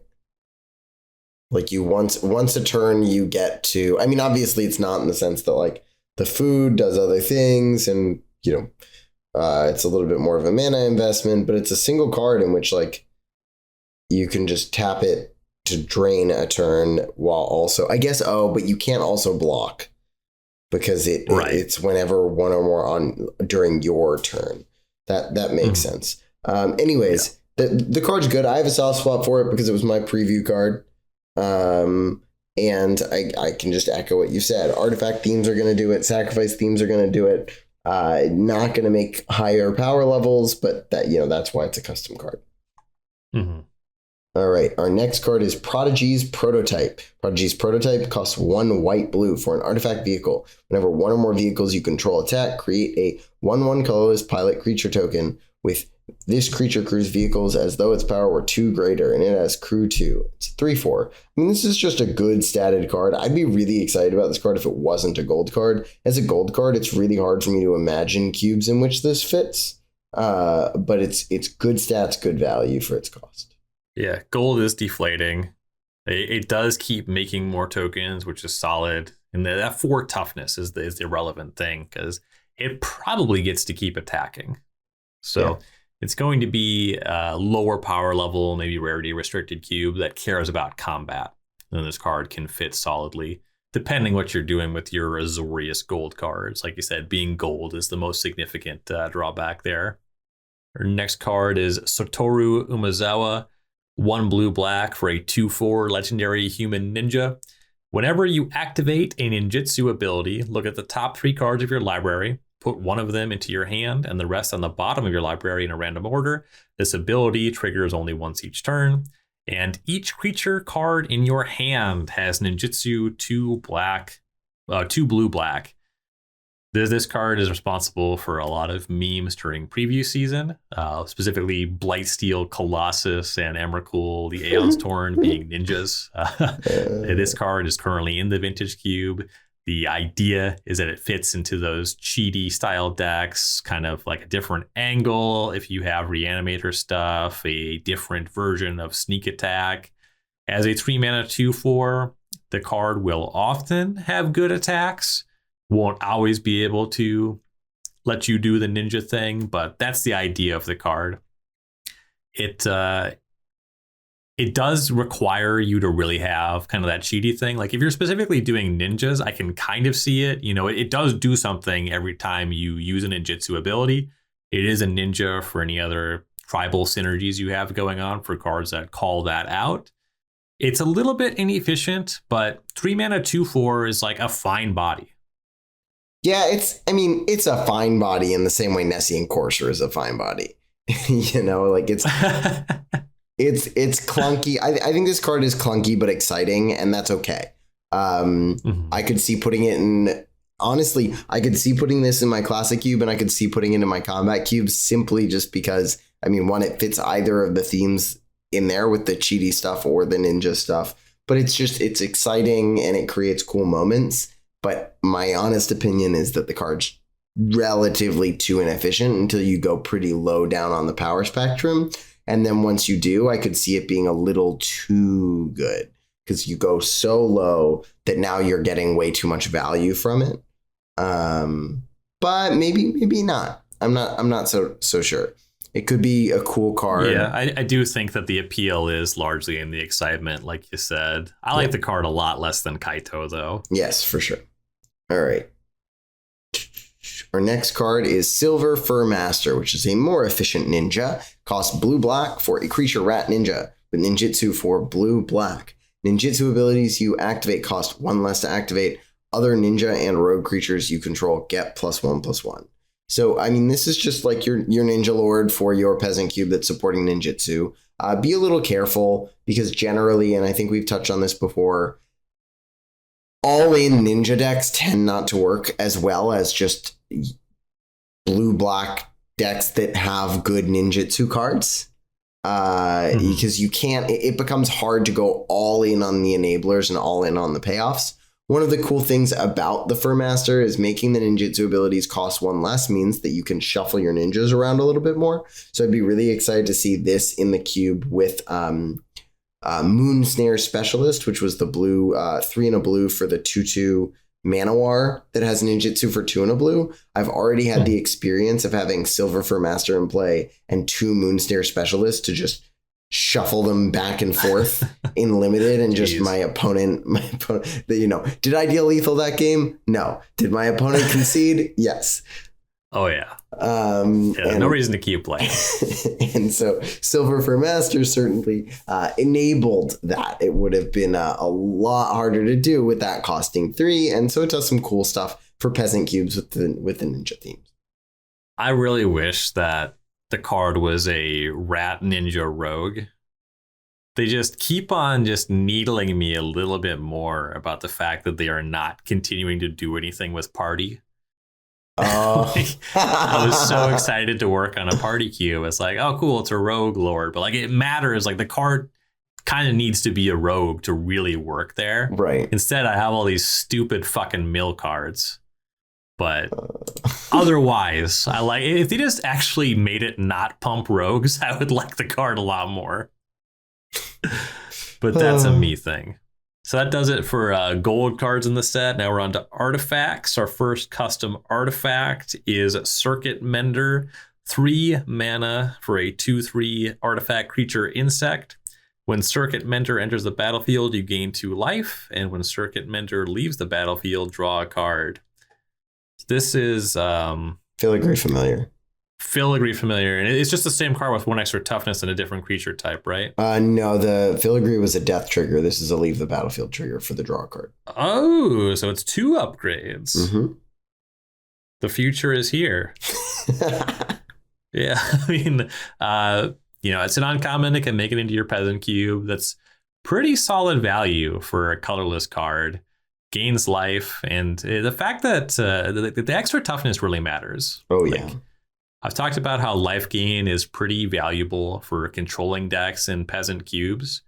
And that 3rd toughness, like being able to get into combat with 2/2s or more likely deter 2/2s from getting into combat, from attacking you, that instead of just trading, that adds quite a bit to the value of this card. Yep. Basically, my opinion of this is if you liked Filigree Familiar, you'll like this card. And I imagine if you're in a cube where you like Filigree Familiar, I'd be in the market for 2 of them. And that's relatively exciting, but nothing. Yeah, I think there's also just like a line where like even if you don't like Filigree Familiar, like if it came up a bit shy, that this one crosses the bar. Yeah, for sure. Especially if you do support things like Blink, where this does get like the extra value there too that Filigree didn't. Yeah. No, I think I'm giving this card a second look. This one probably should go into my Peasant Tubers. I would expect miss that it just there. leaves the battlefield. Mm-hmm.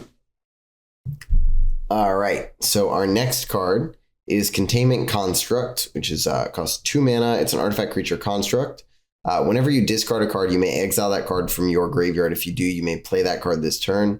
And it is a 2/1. So basically, everything has madness. Except you don't get the instant speed benefit of the madness. I mean, it's a 2 mana colorless 2/1. Like you can jam this in any of your creature oriented decks, assuming that you have ways to abuse it. In the current limited format, there's like a mana rock that lets you loot every turn if you have another artifact and stuff. And so that's been a 1-2 punch that you can throw in basically any deck and have some form of inevitability. I really like what this card does for different kinds of delirium, graveyard madness type of cubes. But it's going to require a very specific home where you can really milk its ability before you'd be looking at it. Yeah. Spooky cube home run. Yep. Have madness, have delirium, 2 card types, really good with madness. Like Conspiracy Theorist is a card that I think is really good. And this one is different. It doesn't have the ability to pay a mana to do some rummaging. It doesn't give you like the discard outlet, but there's plenty of discard outlets. And you get to do it multiple times. Like there's upgrades, there's downgrades, but this card is really strong. It's going to be very good in that cube. And you can justify it in a lot of even like Peasant cubes or just cubes that have incidental reasons you discard. Merfolk Looter, Looteral Core, Suspicious Stowaway. These cards are in a ton of cubes. Compulsive Research, Thirst for Knowledge. Like, there's just a lot of stuff in a lot of cubes that's just going to give you some value with this. And it's a 2 mana 2/1 that can go into any deck. Like, I can see it not clearing the bar, but I would definitely just kind of look through your cube. Just how many of your draw effects are doing some rummaging. Like, this card is busted with Faithless Looting. Like, there's a ton you can do with this one. Yeah, it's a nice one. Your next card is High Speed Hoverbike, a 2 mana vehicle. It's a 2/2 with flash and flying. And when High Speed Hoverbike enters the battlefield, tap up to 1 target creature and crew 1. So kind of a neat trick on a vehicle. Crew 1, love to see that. Flying, love to see that. The flash is cool. 2/2. I don't think it's going to make it into a lot of cubes, but I do think that it's really nice for like a combat-oriented cube. Certainly a peasant environment is probably where you're going to see it. Yeah, I looked at this for my combat cube. It's just shy of, I think, where I want it to be. But depending on how the sort of the environment ends up being, I'm going to give it another look. I really like this card. I mean, 2 mana 2/2 flyer is with flash is quite a solid rate. And, it can really help kind of swing races with that tap ability. So, yeah. All right, our next card is Iron Apprentice. Iron Apprentice costs single generic mana. It's an artifact creature construct. Iron Apprentice enters the battlefield with a +1/+1 counter. When an Iron Apprentice dies, if it had counters on it, put those counters on target creature you control. So, we now have 4 1-mana 1/1 artifacts that move counters around when they die, and this is probably the best one. It entering with the counter has some benefits. It puts all of its counters over rather than just putting one counter over. Basically, this one is if I end up upgrading my combat cube to have an artifact theme, this probably just goes into my combat cube anyways, because I have a +1/+1 counters theme, even if I don't have artifacts. I'm pretty sure I'm currently playing the 1-mana 1/1 artifact that dies and puts a +1/+1 counter on, and this seems like a strict upgrade. Definitely. And like Arcbound Worker is actively quite good in my artifact Tubert. The thing is, though, some cubes that do similar things, they are not always going to have an artifact creature to modular over to. Like, that is part of the text of modular. This one is going to move its counter onto anything. Yep. So you won't double up with Zabaz. So, that's downside. But in general, the card will often just be better than Arcbound Worker. It'll make it into more cubes than Arcbound Worker, certainly. Yep. All right, our next card is Mech Titan Core, a 2-mana vehicle. It's a 2/4 with Crew 2. And 5 mana, exile Mech Titan Core and 4 other artifact creatures and or vehicles you control. Create Mech Titan, a legendary 10/10 construct artifact creature token with flying, vigilance, trample, lifelink, and haste that's all colors. When that token leaves the battlefield, return all cards exiled with Mech Titan Core except Mech Titan Core to the battlefield tapped under their owner's control. This is going in the artifact Tubert. It might kind of suck, but I don't care. It's a cool story card. It's one of those. Yeah. I would say be hesitant of including this in a cube that has like pacifisms or anything that can just like I think this is an awesome card, but like the more ways that you have to like kill the 10/10 without killing the 10/10, the worse it feels. Yeah, it is leave the battlefield, but you're right, like pacifism, and that's going to stop you in your tracks. That'd be a real bummer. And if you're not activating it, like you do need that high artifact threshold. Right. Because 2/4 vehicle Crew 2 is horrible. Yeah, and I mean exiling that and 4 other artifacts, that's a hefty cost. But maybe you have some, ways of playing like the puzzle box or whatever that makes a bunch of different artifact tokens and ways of getting the threshold out. is tough. The juice is worth the squeeze though. Like that stat line, this is like a message. It's like a Reddit make the card, custom card kind of thing. It's like, what if it was a 10/10 and it had 100 keywords? Like it has vigilance and lifelink, and flying and trample and haste. So it should close the game if you do the thing. Yeah, it'll have some cool stories. I'm not convinced it's going to be good, but yeah, most of the stories are going to be I drew Mech Titan Core. There was no chance in hell I was going to be able to activate it, but someday. One day. And then one day that day is going to come, and then we'll all have a good time and then cut it from the cube forever. Yep, exactly. We all have cards. And I probably told this on the story, but that was Bituminous Blast for me. Where I said I put Bituminous Blast in my cube, and I said once there's a sufficient cascade chain, I'll cut it. And second draft of the cube, someone cascaded into Bloodbraid Elf and into Shardless Agent. I was like, cool. All right.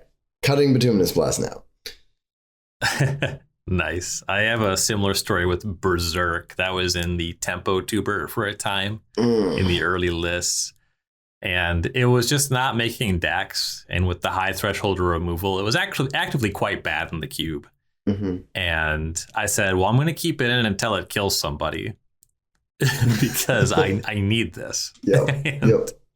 I was playing a match and my friend Max was playing against my friend Ian, and I'm navigating some turn, and then Max is like, Ryan, look, and he has a Mana Gorger Hydra that's like a 16/16, and he casts Berserk on it, and it just obliterates Ian. And it is obvious immediately that the game was over without the Berserk. However, it did technically beat Ian, and now we all get to tease Ian a lot. And that's value. That's real value. You gotta live for those moments. What's our next card? Our next card is Ninja's Kunai, which is 1 generic mana for an artifact equipment. Equipped creature has 1 tap, sacrifice Ninja's Kunai. Ninja's Kunai deals 3 damage to any target equipped for 1. So they finally got it right. Every set, there's like a 1 mana artifact. You can pay some amount of mana and sack it to deal 3 damage to a creature usually. And they're always pretty bad. Even when there's like artifact themes or whatever themes, they never usually make it. It's like the kind of card that you're like, crap, I have no removal spells, I'll play. This one, everything kind of hit up right, where you can like spend the mana in different chunks. It can go face. It has some downsides in the sense that it's like dead on an empty board. And you can't just draw any creature, because then you play the creature you equip. They can still kill the creature before you can activate the kunai. But from my perspective, having access to something like a bolt in your colorless section in a pauper cube can be pretty enticing. Yeah, the numbers are good for a pauper cube. I think that the most improved card in like the history of Magic, based off of this set's release, is SRAM Senior Artificer. It's possible that other cards got like more like better in the best case scenario, but in terms of just like the number of additional cards that make SRAM better, like this set adds a ton. And Ninja's Kunai, that's going in any cube by cube with SRAM, which might never happen again, but if I do it, this one's at the front of the line. Yeah. Your next card is Patchwork Automaton, a 2-mana 1/1 artifact creature construct with Ward 2. And whenever you cast an artifact spell, put a +1/+1 counter on Patchwork Automaton. Gets big. It's hard to target. Going to be a solid one for artifact themed cubes. Yep. Totally agree. If you have a bunch of artifacts in your cube, just jam this right in there. It's a friend of mine has a Devoid cube, and this is a card I intend on first picking in that environment. Oh yeah, probably gets pretty big there. Yeah, and creatures tend not to be so big in that environment. All right, our next card is Reckoner Bank Buster, which costs 2 mana. It's an artifact vehicle. Reckoner Bank Buster enters the battlefield with 3 charge counters on it and has the ability to tap, remove a charge counter from Reckoner Bank Buster, draw a card. Then if there are no charge counters on Reckoner Bank Buster, create a treasure token and a 1/1 colorless pilot creature token. With this creature, cruise vehicles as though its power were 2 greater, and it is a 4/4. So I actually really like this card. I honestly think it could see play in higher power level cubes, but it's just a little too clunky. Effectively you're getting a 4/4 and drawing 3 cards, because the 1/1 that you create can crew 3, right? So since it's a pilot. And this card has been like relatively good and limited. I think it's just like a generally good value card that it's gonna require a specific cube, maybe a slower cube, where you can actually afford to put the mana in. But it's just a solid card all around. For sure. It's difficult for me to think about this card without thinking about 2 other cards. Those are going to be Maze Mind Tome and Treasure Map. Yep. Of the 3, for my money, Treasure Map is by far the best. Yes, I agree. It's not a real conversation. When it comes to Maze Mind Tome versus Reckoner Bank Buster, there's real give and take there. And I think there's an argument for one or the other in a cube that's interested in them. And that's going to probably be like a larger cube, maybe a lower power level. But it's a colorless card that gives you card advantage. And 2-mana vehicle, crew 3 is steep, but 4/4 and it eventually crews itself. Like, this card will show up in decks if it's in most cubes. Yep. Our next card is Raito Sentinel, a 3-mana artifact creature construct, a 3/3 with Defender. When Raito Sentinel enters the battlefield, target player mills 3 cards. And then 3 mana, put target card from a graveyard in the bottom of its owner's library. Ryan, why do we care about this one? So I have a soft spot for cards with the text, put target card from a graveyard on the bottom of its owner's library. There have, in the history of Limited, been a few formats in which generally they're formats with a graveyard theme in which you can churn through your whole library, and there exists some uncommon artifact creature that you can jam in your deck that has this ability that ends up being Demonic Tutor every turn, which basically means you win. So for the most part, these decks play out as if I mill my whole library, I will win the game. So this is the best version of it that we've seen so far, like ever printed, because it actually helps with that self-mill theme. And the 3 mana 3/3 defender is actually also just a better rate body that we've seen. So if you are trying to design your own like limited environment type cube and you want that type of deck to exist, this is the best option that you have. Fair enough. All right. Our next card is probably my favorite card name in the set, Runaway Trashbot. Runaway Trashbot is a 3 mana artifact creature construct with trample. Runaway Trashbot gets +1/+0 for each artifact and or enchantment card in your graveyard. It is an 0/4. So honestly, you need a very specific environment like Kamigawa Limited where, you have artifacts and enchantments, or I guess just otherwise you could see it, like I could see this being good in your artifact Tubert or the Devoid Cube where everything is an artifact. Or something with a graveyard theme, Delirium, lower powered. Generally speaking, I would say you really need 3 in your graveyard for this to be like a reasonable card for you to be investing for. So it's not nothing, but a lower powered environment with some graveyard theme and an artifact theme could have a good home for it. So I'm about to launch into a tangent that a very small chunk of listeners are going to be on the same page here. But the reason this card becomes appealing for the artifact Tubert, and I should give it a shot, is there are diminishing returns on the card Arcbound Ravager and Cranial Plating. If you've played much Affinity, you will start to shortcut in your mind. I have Arcbound Ravager. I have a card equipped with Cranial Plating. Activating Arcbound Ravager outside of getting other modular triggers, or like, I don't know, if you were playing in the Disciple Default era, this is net neutral. I'm just moving the numbers around. I'm not actually getting additional damage because I'm going lower on my artifact count when I activate Arcbound Ravager to grow the Ravager. So the Plating and the Ravager, they don't work together great. It's like 2 big things, but you're net neutral as you move the numbers around. But then if you have Arcbound Ravager and Runaway Trashbot, to a lesser extent, Cranial Plating and Runaway Trashbot, but that's probably pretty awesome because you have Cranial Plating and a trampling creature. But anyway, if you have Arcbound Ravager and Runaway Trashbot, as you sacrifice things, the Ravager is getting bigger because it sacrificed things, and the Trashbot's getting bigger because more artifacts are in your graveyard. And those cards actually really start to work together. And then you sack the Ravager. How often does that matter? Almost never. But it's going to matter sometimes in my artifact Tubert. I lost a game of Limited because there is a, sacrifice an artifact type creature, like a Nantuko Husk for artifacts kind of thing in Limited. And I definitely did not math properly with the Runaway Trashbot. So there's some nice tricks that you could have up your sleeve for that one. For sure. Yeah, I'll have to find a way to get that one in. Shouldn't be too tough. Our next card is Surge Hacker Mech, a 4 mana vehicle. It's a 5/5 with crew 4. Has menace, and when Surge Hacker Mech enters the battlefield, deals damage equal to twice the number of vehicles you control to target creature or planeswalker an opponent controls. I imagine you would really only look at this one if you had a heavy vehicle theme.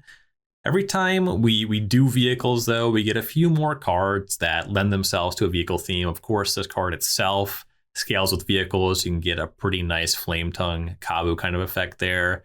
And you see some stuff that lets you cheat on crewing a little bit more all the time. So the crew 4, there's some ways around that. This card is very specific, though. I'd be surprised to see it anywhere that did not really go heavy on vehicles. Yeah, I see this as like a limited. If you're creating a cube that's supposed to be like a limited environment with like you want rares to be evocative of rares, this card can have a really big impact on a board when you play it. If you have one other vehicle or even otherwise, I mean, in limited, it tends to be such that a 4 mana like effectively creature that you're playing that deals 2 damage on ETB is like pretty impactful. And so that's why I think that it's a card to look at and talk about. I mean, it's going to be probably very strong in that devoid cube. There are quite a good chunk of vehicles in that cube, and it's a 360 cube. But yes, it will require some pretty specific type of environments. All right. So now we have our last card, which is Walking Skyscraper, which costs a whopping 8 mana for an artifact creature construct. This spell costs 1 less to cast for each modified creature you control. It has trample. Walking Skyscraper has hexproof as long as it is untapped, and it is an 8/8. I mean, so basically, if you have a heavy modified theme such that this is going to cost like 5 or whatever, this is a pretty exciting card to put in your queue. Yeah, that tracks. Might not make the cut even still, but it is. The numbers are big. So it's probably pretty fun to play with. You gotta support your local Timmy. Okay. Yeah, that's true. And I imagine that a cube with a modified theme is definitely going to do that. But that is the last card from Kamigawa Neon Dynasty. And that means that this is the end of the show. The end of an era, really. Again, thank you so much to everybody who has listened to any episode, to anybody who listened to every episode, for allowing us to share some of our passion with you for this game that we all love. It has been an absolute pleasure to work with both Justin Parnell and you, Ryan Saxe. It's been really cool. I certainly learned stuff working with the both of you. Hopefully I've imparted some stuff and, just kind of expanded that knowledge base. It's too bad that this is where it's ending, but that is the way the cookie crumbles.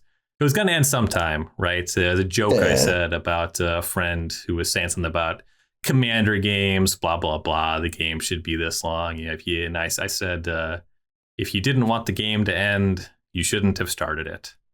And like every joke, there's a kernel of truth there. The podcast was going to end sometime. A little bit sad that it's happening now, but it's inevitable. We'll move on. Thank you again so much, everybody, for joining us on this ride. You'll still be able to find my Cube articles weekly on StarCityGames.com. I am grateful for that opportunity.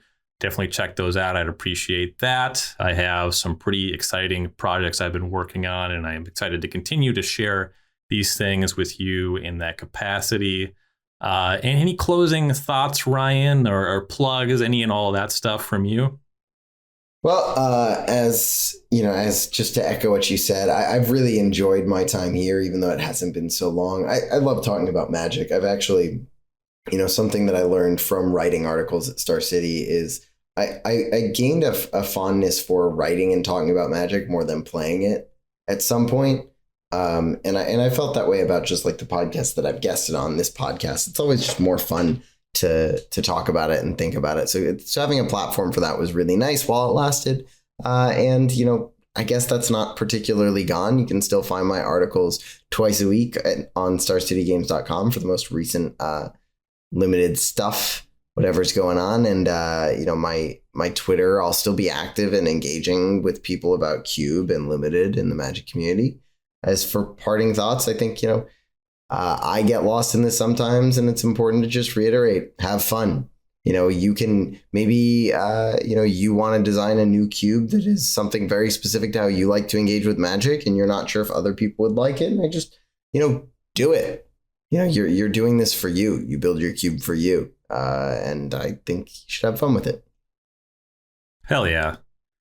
Yeah, it's not going to be great on the first run. Might not even be great on the first, second, third, fourth concept.